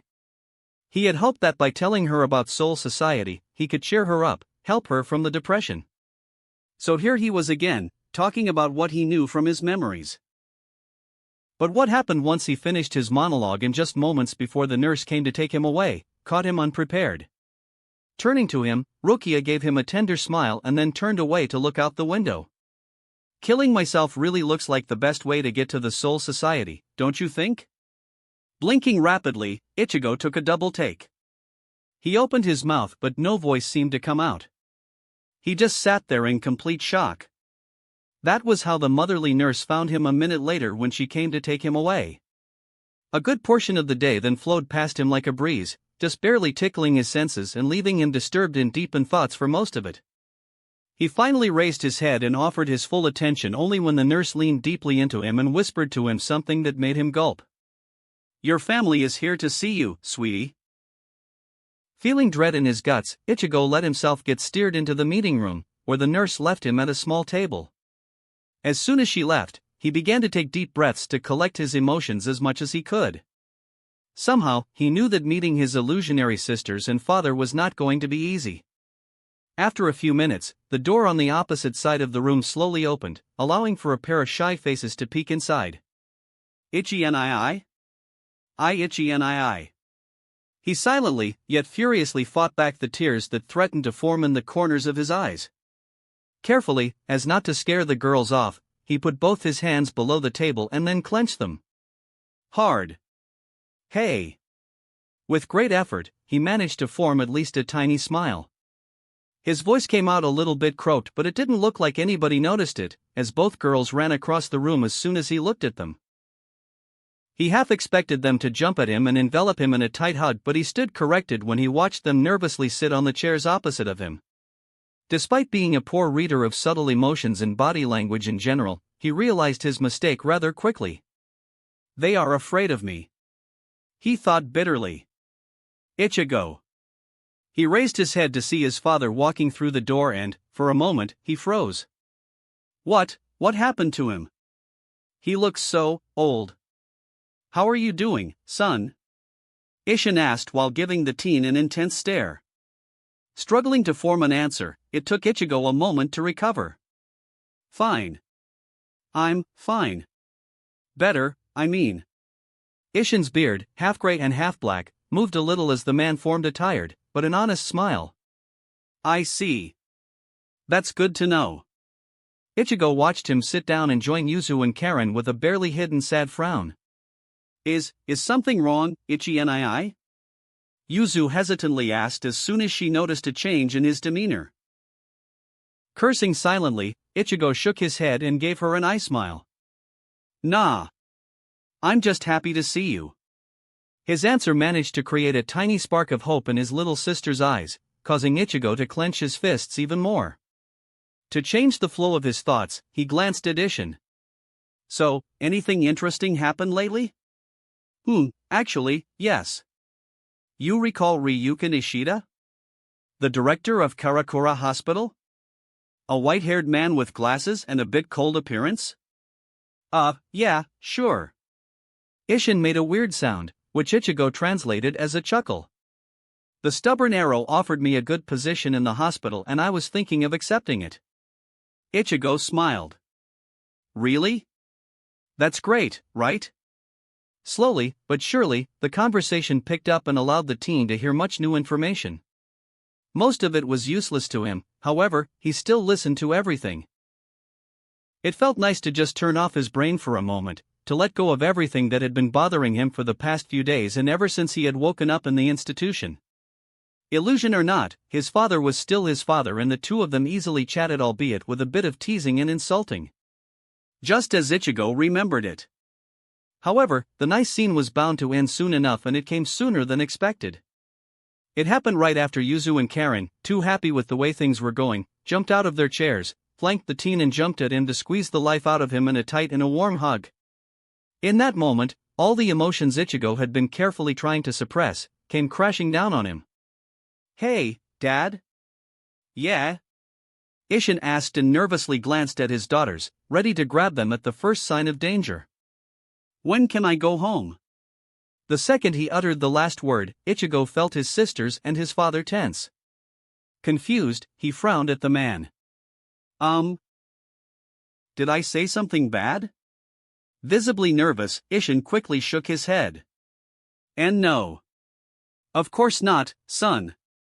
"Well, it's been nice talking to you again after such a long time, but we need to go. Yuzu and Karen need to finish their homework and I need to make some calls." "What? What's going on?"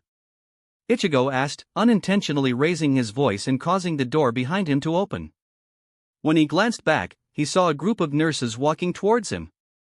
Looking back at Ishin, who managed to snag both his daughters from him, Ichigo stood up. "Hey! What is this? I just asked when I can go home. Why are you making such a fuss?" he exclaimed, actually starting to feel anxious at that point. Blood rushed to his head and a bead of sweat appeared on his brow. Coming from behind him, he heard one of the nurses mutter, "Great, he's relapsing again, hold him down." Alarms went off in his head. "What? No. I'm not relapsing. I was just asking a simple question." Somebody sighed. "Yeah, that's always the trigger." Several hands grabbed his body and, despite his best protests, forced him to sit down. From the corner of his eye, he noticed a large syringe filled with a familiar liquid. "No," he whispered and glanced back to Ishin. The man was keeping his daughters behind him while also slowly backing away from him. "Wait, Dad, no. Don't do this. Please. I take the question back. Just don't let them do this to me." He pleaded loudly, but his voice fell on deaf ears. Seeing that, something within the teen broke and an incredible anger filled his mind. "Get off! Get off of me!" he yelled and swung back his right fist. His knuckles came into contact with something soft and squishy and somebody cried in pain. "Now! Do it now!" Desperately, he tried to move away, but a sharp metal pierced the skin of his left shoulder. A dull pain later, he felt something being forcibly pumped into his bloodstream. "No! Don't do this! Please! Please, please!" But soon, his tongue began to feel heavy and clumsy, making talking practically impossible. His vision started to fade away, to get cloudy, and not even blinking seemed to help. He swallowed nothing but air one more time before his consciousness finally left his body. Only the illumination from the moonlight managed to penetrate the darkness of the night, when Ichigo lurked in the shadows and patiently waited for the night shift nurse to finish making his round. The glow of the flashlight danced across the hall and jumped from one door to another slowly. The nurse took his time to study the locks on each door. With a heavy heart, the teen, hidden behind a large plant, watched as the man quietly hummed and then, a minute later, left the area. It was Ichigo's fifth attempt to escape the facility. So far, he hadn't succeeded even once. However, he still considered himself very lucky because during each attempt, he had managed to slip past everyone unnoticed, failing only once he reached the final doors that separated the inside of the building and the outside world. And there were 15 doors like that in the institute. 15 exits. 15 chances for a normal life. Time to find out whether the sixth one is the same as the previous 5 were. An impasse. He thought sourly. Ever since the meeting with his family, the teen had grown incredibly suspicious. Why was it that they were all trying to prevent him from getting out? Was getting out the method of breaking the illusion? When the sound of the nurse's footsteps completely died down, he leaped into action. Running across the hall, his bare feet barely made a sound. It didn't take long before he reached the exit doors he had marked as his next target. Tentatively, he reached for the door handle and pressed it. Damn it! He cursed quietly. The doors were locked. Raising his head, he glanced around himself and outside the window, to see where the moon was. Should I risk going for another door? I still should have a few minutes left before they make another round. He debated with himself. Something rustled behind him and he instantly turned around. There was nothing but the darkness. Quietly letting out air through his mouth, the teen tried to relax his increased heart rate.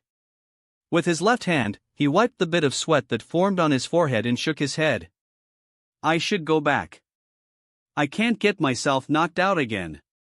The last time I did, I was out for one day and then couldn't think properly for another. Disappointed with the result of his little crusade, he let go of the door handle and began walking in the opposite direction, his shoulders sagged and his whole posture screaming frustration. Silently, but cautiously, he backtracked his own steps until he stood in front of the hallway where his room was.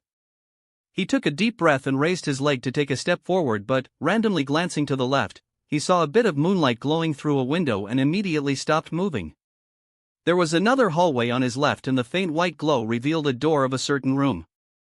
A certain room he had discovered by accident during one of his previous attempts to break out.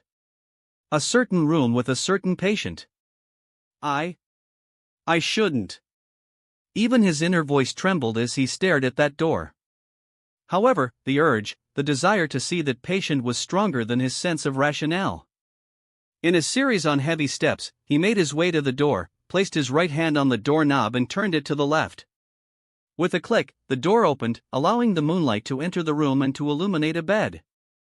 It was occupied. The person lying there was a black-skinned woman with purple hair, and as soon as Ichigo saw her, he felt moisture in the corners of his eyes. It had been 2 weeks since he had woken up in what he thought was an illusion. And it had been only 5 days since he had found the one woman he knew he loved. And so, there she was, unmoving and still, Yoruichi Shihoin, lying on a bed with a blank expression on her face. She had been lobotomized. Yoruichi. Ichigo whispered in a tender voice and kneeled next to her bed so he could caress her beautiful face. I love you. He added almost inaudibly and buried his face in her shoulder, unable to stare at her empty eyes anymore. He didn't know how long he stayed there, but he only raised his head once he heard a familiar voice coming from behind him. Ah, there you are, Kurosaki-san. Took me a while to find you. Momentarily caught off guard, Ichigo's whole body snapped to the side to face the newcomer with a bewildered expression. Since the moonlight was falling on the newcomer's back, the teen was unable to see the face, but it didn't matter. He knew that voice. Urahara-san? Yeah, that's me, Kurosaki-san. Blinking dubiously, Ichigo slowly stood up. What are you doing here? The man shook his head. Never mind me. What are you doing here, Kurosaki-san? You shouldn't be here. He whispered rapidly. Ichigo just nodded in Yoruichi's direction. As a response, Urahara visibly sighed. I know it's hard to see her like this, Kurosaki-san, but we can't stay here. We both know that getting caught is the worst thing you could do while being caught in this illusion. Ichigo froze. Only through sheer shock he managed to use his voice. What did you just say? I said you shouldn't risk getting caught. Not while you're trapped in this illusion of a reality. Gulping, Ichigo dared to ignite a spark of hope inside of him and took a step towards the man. You know we're in an illusion? How? And how did you even get here? Urahara made a gesture and, judging by the tone of his voice, the teen was sure he also grinned. It's me, remember? Right now, I'm living on the threshold between this illusion and the real world. If you want to return to the Soul Society, then come with me. Right now. Just with that, Ichigo felt his breathing getting heavy, filled with incredible amount of hope. He nodded to the scientist and, once the man turned around, he hastily followed after him. We should be good for another few minutes. I made sure to get the nurses entertained for a moment. Still, try to be as quiet as possible. Yeah. Sure. Ichigo replied in a subdued tone, still in disbelief of the current developments. The adrenaline in his veins was flowing fast, making him feel ready to burst at any given moment, but he suppressed the urge to yell in excitement. Still, he was unable to prevent the grin from forming on his face. I'm finally getting out of here. Maneuvering across the whole building, the two of them took one last turn around the corner before Urahara stopped in front of the door with a label, "Janitor's Room." Resolutely, he opened it and walked inside. Just a second. I'll get the stuff, he muttered to the teen. Still grinning and full of energy, Ichigo began to pace in front of the doors. However, it took the scientist only a minute before he returned from the room and pushed something into the teen's hand. What is this? Urahara pointed at the door. Come inside. It's better to do it inside. Ichigo quickly got in the room and, once he closed the doors, Urahara switched the lights on. In that moment, Ichigo felt confusion quickly spreading all over his body. The speed with which it attacked his senses increased even further when he looked at the thing Urahara had pushed into his hand and then at the scientist itself. The man smiled widely, gaining a bit of an unsettling expression. What I just gave you is 100% concentrated, pure coke. The best I had in months. Feel free to form yourself a line on my desk. Snort just one and you'll instantly transport into the Soul Society. Man, I assure you that you have never felt stuff this good in your entire life. Urahara rambled without noticing that the grin on Ichigo's face rapidly faded away and was replaced with an expression of despair. The teen blinked. He's not the Urahara Kasuke I know. This man is he's just a junkie? Something broke within his mind and his vision grew unstable. Before his body hit the ground, only one thought filled his brain. I'm all alone after all. Time is relative. For an outside observer, it seemed to pass normally, at an ordinary pace without any abnormalities or any weird fluctuations. For Ichigo, the month he had spent in the institute so far felt like a half year at the very least. It wasn't that he was unaware of the passing of the time. There was a small calendar placed on his desk and so he could easily check each day. The problem, however, was the feeling of getting squashed by the cold walls that surrounded him 24/7. The feeling of being watched every second of the day. The feeling of paranoia every time a nurse forced him to drink a couple of pills. However, all those feelings paled in comparison with something different. They all paled when compared to the sense of dread that filled the teen's stomach whenever he tried to remember his time in Soul Society. The sense of dread when he realized his memories were slowly fading away into oblivion, causing the first few memory holes to appear. He knew he wasn't crazy. The memories were still mostly there. He could still recall his first meeting with Rukia. He could still relive the moment when he first crossed blades with Kenpachi Zaraki. When he saved Rukia from execution. Aizen's treachery. Battles with the Arankars. The Winter War. All his friends in Soul Society. A woman that he loved. Another woman that yearned for his body and another woman that just wanted a companion. A war with the Quincy. He remembered it all. But were they truly his memories? While he still saw the images as clear as a day, the feelings he had felt at those times grew dull, making it hard to remain a believer of his own past self. And if his memories were devoid of any emotions, were they actually memories? What if they were just delusions? Within his dark room, Ichigo shifted on the bed so he lay on his stomach and buried his face into the pillow. No. They are not delusions. I am not crazy. And I remember emotions because I love Yoruchi. I know that. He yelled mentally and released an angry growl that got swallowed by the thick, soft cushion. Feeling of frustration once again spread into his whole body and forced him to shift his position again. His face facing the cold ceiling, he creased his brow and formed a deep scowl. I am not crazy. I am not crazy. He repeated loudly and impatiently tapped the bed with the palms of his hands. His scowl deepening, he jumped out of his bed and began to pace around his room. Quietly muttering under his breath, he ignored his surroundings and, for a while, immersed himself in his own thoughts. Then, as if on a command, his head snapped up and he turned to face the door. I have to get out of here. He mumbled softly, but there was a definite hint of desperation creeping into his voice. Firmly placing his hand on the doorknob, he pushed the door open and took one step outside. It was already night. He looked to his left. He looked to his right. The corridor was empty. Not a soul in the vicinity. Even the glow of a night shift nurse's flashlight seemed very distant. This is my chance. It's now or never. I have tried every single exit, but all of them are locked. I'll have to force my way out. It was his 16th attempt to escape, but this time, Ichigo knew he wasn't going to back down as easily as before. Acting fast, in a matter of a few steps, he accelerated to his full speed and, by the time he reached a corner, he was running like a hurricane. He ignored the sound of his own footsteps, mild as they were, and sprinted towards the one exit he had analyzed as the weakest. He reached it under 5 minutes and tried to open it again, just to be sure. Locked. Ichigo narrowed his eyes and shifted his stance to face the door with his right shoulder.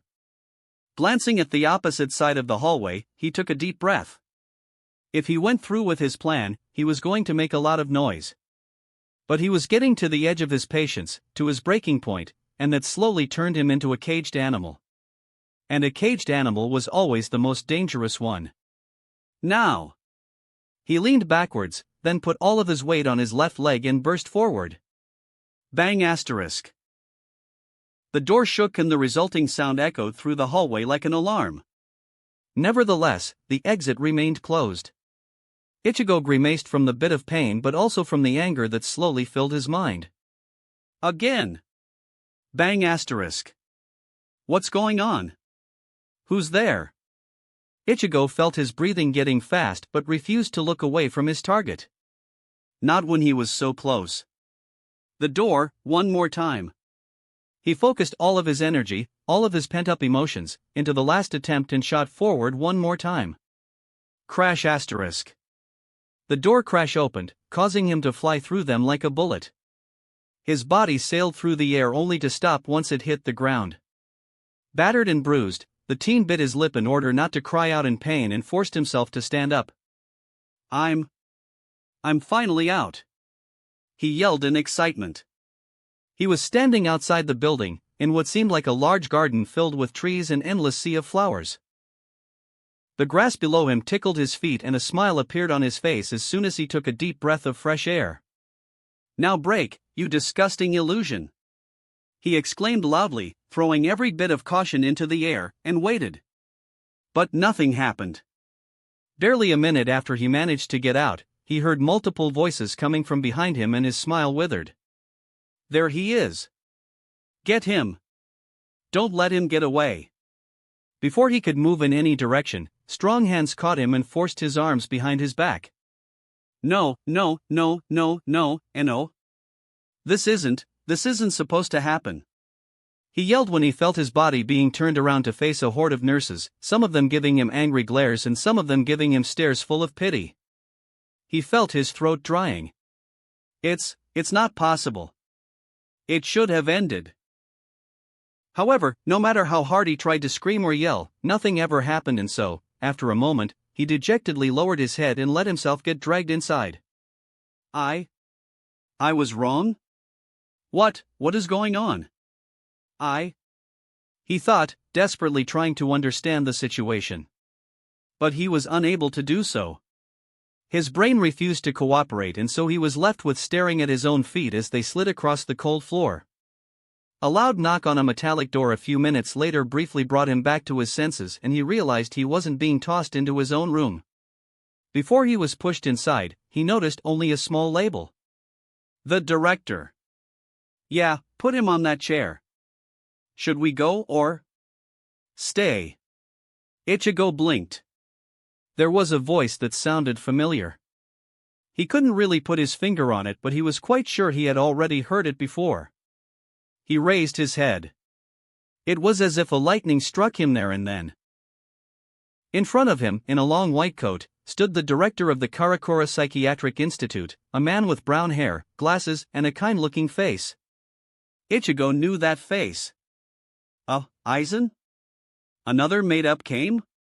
I'm the director of this institute, Kurosaki-san.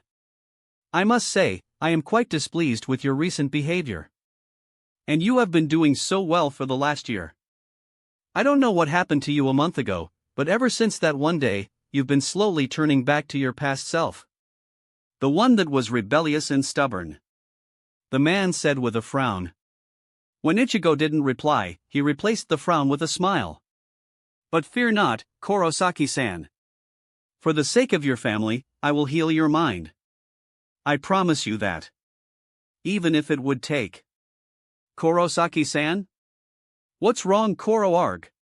The man wasn't able to finish his sentence when the teen jumped out of his seat, placed his fingers around his neck and squeezed. I'll kill you. I'll fucking kill you, you bastard. Director! A pair of hands immediately grabbed Ichigo's shoulders, but he angrily kicked backwards and felt his heel hitting something squishy. Gah! Let go of him.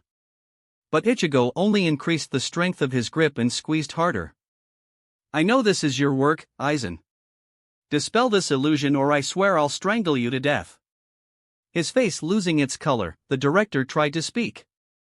Blarg, don't, no, talking about. Call the others. Staring into the man's eyes as he struggled to get free, Ichigo suddenly felt something heavy hitting the back of his head and he lost the grip on the man's neck. His vision spun around and he fell backwards. An instant later, he felt a dull pain in his shoulder. Slowly losing his consciousness, he heard the director's voice. I'm all right. Get him to his room and change his medication to the ones we used to use when he was younger, but increase the dose. Weak from his evening dosage of pills, a young man with orange hair shifted on his bed and threw a listless glance at the calendar placed on the nearby desk.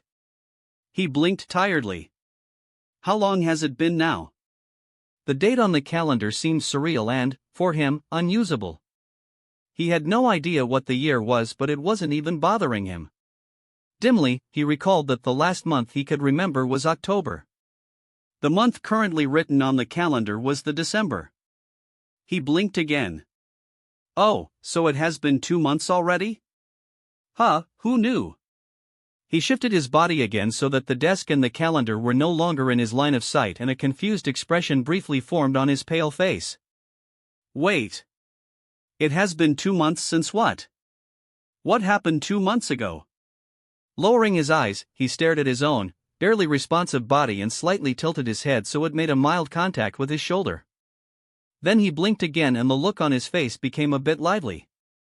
Right. This is actually an illusion. It's not real. Nothing around me is real. I come from a place called Soul Society. I fought in some kind of a war. There was blood, pain and suffering, but also love, friendship, Once again, the bit of life that creeped into his face quickly withered away and panic settled in instead. I come from Soul Society? Then, who am I? Continuing to stare at his body, he went silent for a moment. I'm Ichigo, aren't I? Yes. Yes. I'm Kurosaki Ichigo. I'm currently trapped in an illusion made by Aizen Sasuke. He hummed for a while. I met Aizen in here. He's the director. I tried to strangle him, but what for? He's just a copy, a mere illusion of the real one, and he doesn't know anything. Just like the others. Vivid images flashed within his mind. Just like Dad, Yuzu, Karen, Kairako-san, Rukia, Yoruchi, or Urahara-san. They are all just simple illusions. They are not real. But if they are not real, then am I not real too? Am I just an illusion too? He gulped. Who am I again? Forcing his body to move, he managed to raise his right hand and rubbed his face with it. I'm Ichigo. Yeah. Can't forget that again. He muttered and formed a small smile. Somehow, a feeling of happiness flowed into him as soon as he said his own name once again. That smile remained on his face even after an hour and even after he closed his eyes and finally fell asleep. Once he woke up, he was no longer sporting a smile nor he was feeling happy, but he was still able to recall his thoughts from the previous evening. Those thoughts prompted him to move his body and to get out of the bed. After lunch, when the nurse finally allowed him to move independently, he aimed his steps to a room occupied by a petite woman with relatively short black hair. "Hello, Kurosaki-san. It's been a while since you last came here." Rukia welcomed him with a melancholic smile and glanced at the chair next to her bed. Ichigo dragged his body towards it and sat down. Only then he answered. "I know. I'm sorry, but I've been unwell." Rukia forced her body to a sitting position and then propped herself against the wall with her legs hidden under the blanket. She placed both her hands on top of it. "I see. It's been rather dull without you. I didn't even feel like killing myself for a while. Can you imagine that?" She chuckled darkly and gave the teen a sad stare, causing goosebumps to form on his skin. Ichigo felt a sting of pain when he heard her words, but it soon faded away when he recalled one thing. She's not real. She's just an illusionary copy. Nothing more. As soon as he reminded that to himself, an idea struck his mind. It must have shown on his face because Rukia gave him a puzzled glance. "That's probably the first time you reacted to one of my jokes." Ichigo blinked and negatively shook his head. "No, I was just thinking." "About what?" Rukia asked with a surprising amount of penchant in her voice. In response, Ichigo met her eyes with a serious gaze. "Do you really think a suicide is a way to return to soul society?" After he said the last word, he watched in fascination as Rukia's demeanor completely changed. She literally came to life in the span of a second. Yes, I do. Are you thinking of joining me, Kurosaki-san? That would be wonderful. I could go there with somebody who has already been there." She exclaimed and gave him a smile so radiant and honest, it almost blinded him. Yet he managed to get a hold of himself as her reaction caused him to immediately think about his situation. Could I do it? Could this be a way out of here? He debated with himself. A moment later, he opened his mouth and leaned towards the woman. If I was thinking about it, how would you want to do it? To, kill yourself?" he asked quietly. A reply came almost instantly. "There are multiple possible ways of doing that, actually. Even here. With the janitor's help, you can overdose yourself with drugs or medicine. You can steal a knife from the cafeteria and slice your wrists with it. You can climb on the highest point of the institute and jump to death. You can release a gas through the ventilation. You can also electrocute yourself using any electric box, but you'd need to know how to bypass the protection." Ichigo felt a chill running down his spine while listening to Rukia as she talked about her long list of possible scenarios with such a happy expression. Still, he was also impressed. If only from the amount of methods of committing a suicide she came up with, Rukia seemed truly dedicated to her cause. Half an hour later, he left her room with a doubtful expression and with his head full of questions. Could the suicide be really the way out of here? The idea of a suicide kept returning to Ichigo's mind for the next month, each time stronger and harder to get rid of. He thought about it in the morning when he woke up, but also in the evening, just before he went to sleep. He thought about it while eating his lunch, while visiting the toilet, while swallowing his pills, and while attending the regular meetings. As much as he didn't like the idea at first, it gradually became more and more interesting. As far as he could remember, he had been in the institute for 3 months already. Even then, he wasn't really sure of it. His memory wasn't what it had used to be. There were holes, serious gaps in it that he had been unable to fill with reliable images or emotions, making him more frustrated and anxious with each passing day. After a month of such mental torment, the teen had reached a final, inevitable conclusion that killing himself may not be as bad as he had thought it was. Sure, he was scared and everything, but the thought of being released from this fake reality that was slowly turning into a real one was more that he could suppress. Still, can I do it? Can I really do it? He thought as he slowly walked through a dark corridor. It was already past midnight and Ichigo was out of his room, aimlessly roaming the hallways of the institute in an attempt to gather strength and resolve to do what he was about to do. Since he had made a promise with Rukia, he wasn't going to be alone while doing so. The woman had happily agreed to join him and make it a double suicide. Nevertheless, the prospect of having a company wasn't as comforting as he had hoped it would be. I have to see her one last time. He muttered softly and, at the closest crossroads, made a sharp turn. Briskly, he made his way to a quiet room filled with a sweet scent and looked at the patient lying on the bed. "Hey, Yoruchi," he whispered and walked closer to the bed, so he could see the face of the woman he loved better. "I love you. I may not remember many things about you, about anything, but I know this for sure. I love you." Reaching with his hand, he moved a strand of purple hair from her face and smiled. "I hope you are waiting for me because I'm finally going home," he said quietly and lowered himself to kiss her on her forehead. Instantly after doing so, he turned around and walked out. He didn't look back again. He couldn't. Swiftly, he returned to his room and grabbed a small plastic bag from his desk. He took one glance inside, to make sure he had everything, before closing the door from the outside. But before he made a step in the direction of Rukia's room, he heard a muffled hiss coming from the room next to his. It was soon followed with another one, causing Ichigo to turn around and stare at the door with a frown. "Well, since I'm going to leave this place, I may as well look who was inside," he thought with a shrug and carefully approached the door. Lowering his body, he placed his mouth to a small slot and took a deep breath. "I don't know who you are, but I'm opening the door," he stated firmly and began unlocking several safety chains. Once he was done, he grabbed the doorknob and turned it. The door opened. What welcomed him was a pitch black. To his surprise, Ichigo saw no window in the room and so there was no source of illumination. Cautiously, he took a few steps inside. "Hello?" he asked with an uncertain voice and, for a moment, nobody answered him. Only once his eyes got used to the darkness and he noticed a silhouette of a person sitting on the bed. The patient replied. "You must kill them all." Ichigo shivered. What? You must kill them all," the stranger repeated insistently. "What are you talking about? Who are you, actually?" Before he noticed it, the teen felt a pair of hands on his shoulders. He was so surprised he froze right away. "You." Ichigo saw the man pointing a finger on him. "Must kill." The man illustrated a stabbing motion. "Everybody you care about."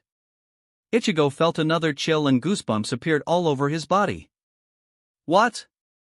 But why?" he asked loudly. Somehow, in that moment, he felt as if he didn't want anything else as badly as an answer to that question. In response, the man shook him. "Because you must kill." All of a sudden, Ichigo felt himself getting pushed out of the room. He tried to fight back, only to find himself overpowered. Not being able to see where he was going, the teen tripped on his own leg and fell backwards, with the man falling on top of him. They both hit the ground outside the room and the moonlight fell on the face of the stranger. Ichigo felt as if somebody knocked the wind out of him and his face paled instantly. "I know you. You are Zangetsu?" The one who was still clinging onto him raised his head and showed him his face filled with tears and suppressed pain. "You must kill them." Zangetsu screamed as loud as possible, causing his words to echo throughout the whole institute like a siren. "He's out. Call reinforcements." Ichigo gulped. Nurses began to flow through the corridor in great numbers, surrounding both him and Zangetsu in a matter of seconds. Before they grabbed him, Ichigo glanced at Zangetsu one last time. The man with the appearance of his Zanpakuto spirit gave him a pained but also a pleading look. "Please. Kill them all." That was the last thing Ichigo was able to hear before the horde of nurses forcibly separated him from Zangetsu. They threw Zangetsu to his own room while dragging an absolutely terrified Ichigo away. Hey, did you hear? They are transferring that orange-haired kid back to this ward. Orange hair. Oh, you mean Kurosaki, right? Yeah, that one. Man, really? That's good. Not that I like him or anything, but it's been rather dull without him here. Heh, you got that right. Sometimes he was a bit hard to control, but at least it wasn't as boring as it is now. How long has it been since they took him away anyway? I think, 2 months, maybe? They took him right after that incident with the patient from the room 51. Yeah, I remember that. Poor guy. I mean, it was his own fault for opening that door, but the punishment was rather harsh, don't you think? I agree. I know that until that incident, he was growing more and more disobedient, but sending him to an electroshock therapy? For 2 whole months? If he's not a pile of unresponsive flesh after that, then he can consider himself a lucky guy. Not to mention that the last guy who was sent there ended up in a vegetative state and then died shortly afterwards. We were lucky we weren't sued for that. I don't know what the director was thinking. Shoo, you don't want to badmouth the director in a broad daylight. Ah, right. Sorry. A short silence fell on a duo of male nurses as they left the cafeteria and entered a stairway to the 2nd floor. When they reached mezzanine, the taller one frowned. Actually, I think they should be transferring him right now. Want to go take a look at the kid? You know, to see if he's not broken? The other one glanced at him with a raised eyebrow. Really? Not broken? Kind of harsh, man. The taller one rolled his eyes. Oh, come on. You know what I meant. A sigh later, the other one nodded. Yeah, sure. Why not? It's not like we have anything else to do anyway. A few minutes later, when they reached the correct part of the institute, the two of them watched as a lone nurse slowly pushed forward an occupied wheelchair. Sitting in it, there was a sickly-looking young man with orange hair that seemed to continuously mutter something to himself. He gave off a sad vibe, as if he was barely aware of his surroundings. The two nurses glanced at each other and briskly approached the wheelchair. The one who was pushing it raised his head. Hey guys. Hey, so, how is the kid? The taller one greeted him and quickly moved to the point. The man briefly looked at the patient in the wheelchair and sighed. He barely knows who he is. It seems the therapy also left him delirious and paranoid. He sees deception everywhere, but, unless you get too close to him or you try to touch him, he's quite calm. The only thing he does is talk to himself in a really creepy way. Yeah, no shit. If I had to experience the same therapy, I would go truly nuts too. The smaller one muttered and shuddered. Well, yeah. But what can you do? Now, sorry guys, but I have to put him in his room. Be right back. Once he was left alone in his room, Ichigo slowly turned his head around and a disturbing smile formed on his face. With glazed eyes, he brought his trembling hands up to his chin and tapped it with his fingers. Yes, good. I know. He mumbled and went silent for a moment, looking like he was trying to listen to somebody invisible. You're right. There is nothing else I can do. If this is real, then I don't want to live. His smile widened. I'll do it tomorrow. I'll gather every guest and then I'll kill them all. He said with a chuckle. After that, he closed his eyes and let his consciousness drift away. The next morning, he woke up at the usual time. The nurse came to him with his morning pills at the usual time. She took him on a short stroll. As usual. Until lunch, everything proceeded ordinarily. Once he was brought to the cafeteria, he glanced at his nurse. Nurse? Yes, sweetie? I'd like to see my family today. Could you call them for me? She smiled softly at him. Of course, sweetie. She said and, after she brought him his lunch, left to make a phone call from the phone booth in the corner of the room. Watching her go, Ichigo acted quickly. He grabbed his wheels and moved towards a lone man near the trash bins. Urahara-san? Ah, Kurosaki-san. I believe you're feeling better? Yes, I am. The teen replied and leaned closer to the man, prompting him to do the same. I have a plan for today's late evening. Want to help me? The janitor raised one eyebrow but seemed interested. What kind of plan? Ichigo formed a conspiratorial grin. I wish for everyone to feel what it's like to be in Soul Society. Urahara's eyes twinkled. Very nice. I'm in. How are we going to do it? Ichigo turned his head and looked at the ceiling, at the ventilation that ran through the whole institute, and then back at the man. I will use the ventilation system to spread out a coke powder to the whole building. Oh, nice. How can I help? You'll just make sure that every fan is turned on and that no air can leave the building. That means every window has to be not just closed but also locked. Same for doors. Urahara hummed to himself. Can you do it? Ichigo asked quietly. When exactly? And do you have enough coke? Urahara responded after a few seconds of thinking. Ichigo nodded. We'll do it when my family gets here. I want them to experience the same thing, and yes, I do have enough. Don't worry about it. Ichigo whispered, causing Urahara to grin. He extended his right hand and waited until the teen shook it. We have a deal, Kurosaki-san. Once your family enters the meeting room, you can throw the coke in. You know what the best place is, right? Yeah, I know. Satisfied with the answer, Urahara then winked at him and left. Seeing him go, Ichigo's grin slowly turned from a conspiratorial one to a nasty one. Soon, it'll be all over. Sweetie, there you are. I just finished talking with your father. He agreed to take your sisters and meet you today at 6 p.m. Evening came quickly and, as it was still winter, the darkness had already settled in. Most of the patients were safely within their rooms. Most but not all. One patient, an orange-haired young man, stealthily walked forward while making sure nobody saw him. I'm getting close. Ichigo thought and walked right past large doors leading to the institute kitchen.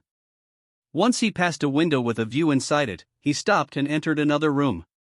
I hope fake Urahara-san made the preparations. He mumbled and moved towards a large box in the background. It was an air handling unit. He took a long look at it. And then he turned his head and looked at several LPG cylinders placed next to a wall. I'm sorry, fake Urahara-san, but it's not coke I'm going to distribute to everybody today. I have to do what's necessary.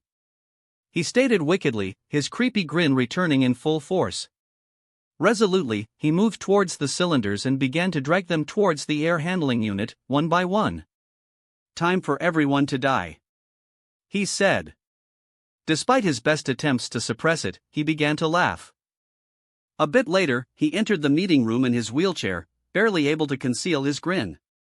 He waited only for a minute before the door opened and his father and his sisters walked inside. Son. Dad.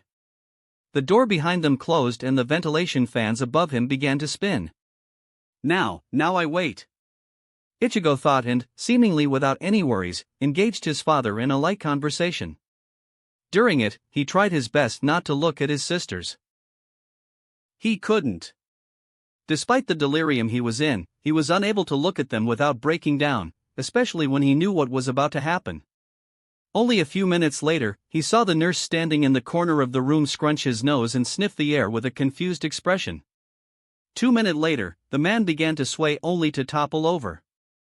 At the sound of his body hitting the ground, Ishin turned around. When he saw the man, he jumped out of his seat only to seemingly recognize the smell in the air.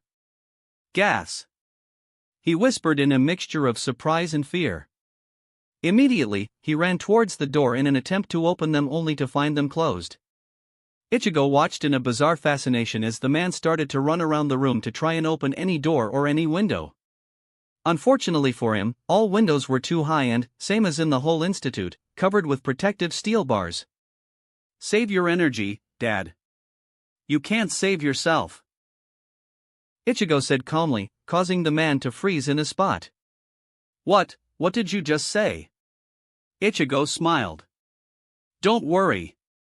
Soon, we will all return to the real world. Both of them coughed. The gas was starting to drop down, affecting even the teen in the wheelchair. In that moment, alarms went off in the whole institute. You did this? Ishin asked in disbelief and his legs wobbled. Ichi? Ichigo ignored his sisters and continued to look at his father. Yes. No. Ishin muttered and tried to take a step towards him only to faint and fall on the ground. Ichigo looked at him for one more second before finally turning his head and settling his stare at his two terrified sisters. Daddy! Dad! Both of them cried and tried to move towards him only for Ichigo to grab them and envelop them in a tight hug. Shoo! It's all right. Don't worry. It'll all be over very soon. Ichi, Nii? Ichigo felt dizzy. His head was starting to get light, his vision began to fade away. He looked at his sisters one more time, only to find them not breathing. They were already dead. For a moment, time froze for him. He just stared at their faces, at the two innocent angels, with a blank expression. He felt tears forming in the corners of his eyes. A split second later, his world exploded and, along with it, the lock on his emotions did so too. He screamed at the top of his lungs. He screamed to try and get rid of all the pain.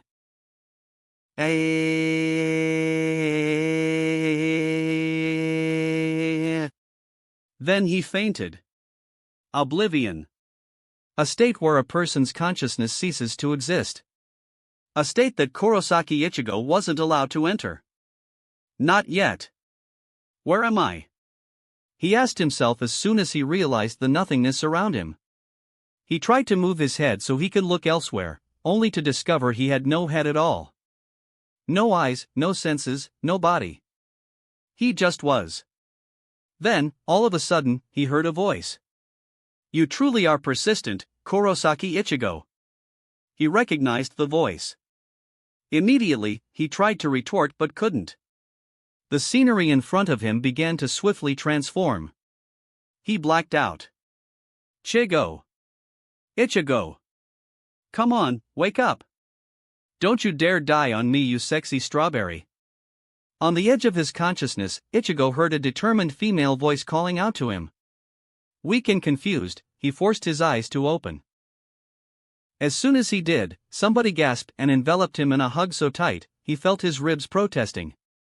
But before he could voice his discomfort, he heard somebody crying. You damn orange-haired idiot! You almost gave me a heart attack!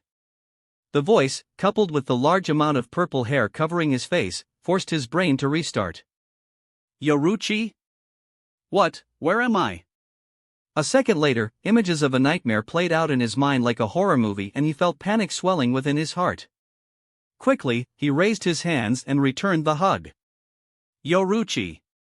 I came back. I'm so glad. I'm so damn glad. You came back? From where? She responded in a confused tone, still unable to let go of him.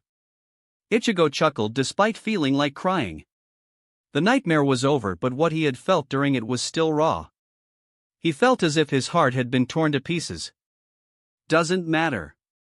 But I promise you I will never leave you again. If I do, I will die. If I do, I will kill everyone. That wraps up this part of What If Ichigo Awoke His True Powers. Thanks so much for listening. As always, new parts drop every 4 days, so be sure to stay tuned. Quick reminder. What If sign-in system in High School DxD is now on hold, since we've caught up with the author. So now, I need your help picking the next project for the channel.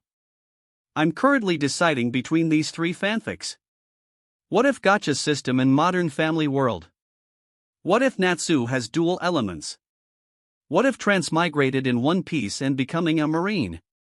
Please vote in the poll and let me know which story you'd like to see next. I'll take the top pick and start working on that series next. Also check out my Patreon channel for early releases of all the series, where you can find all the series released one day ahead of YouTube.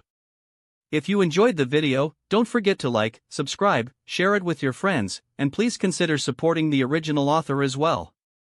See you in the next one.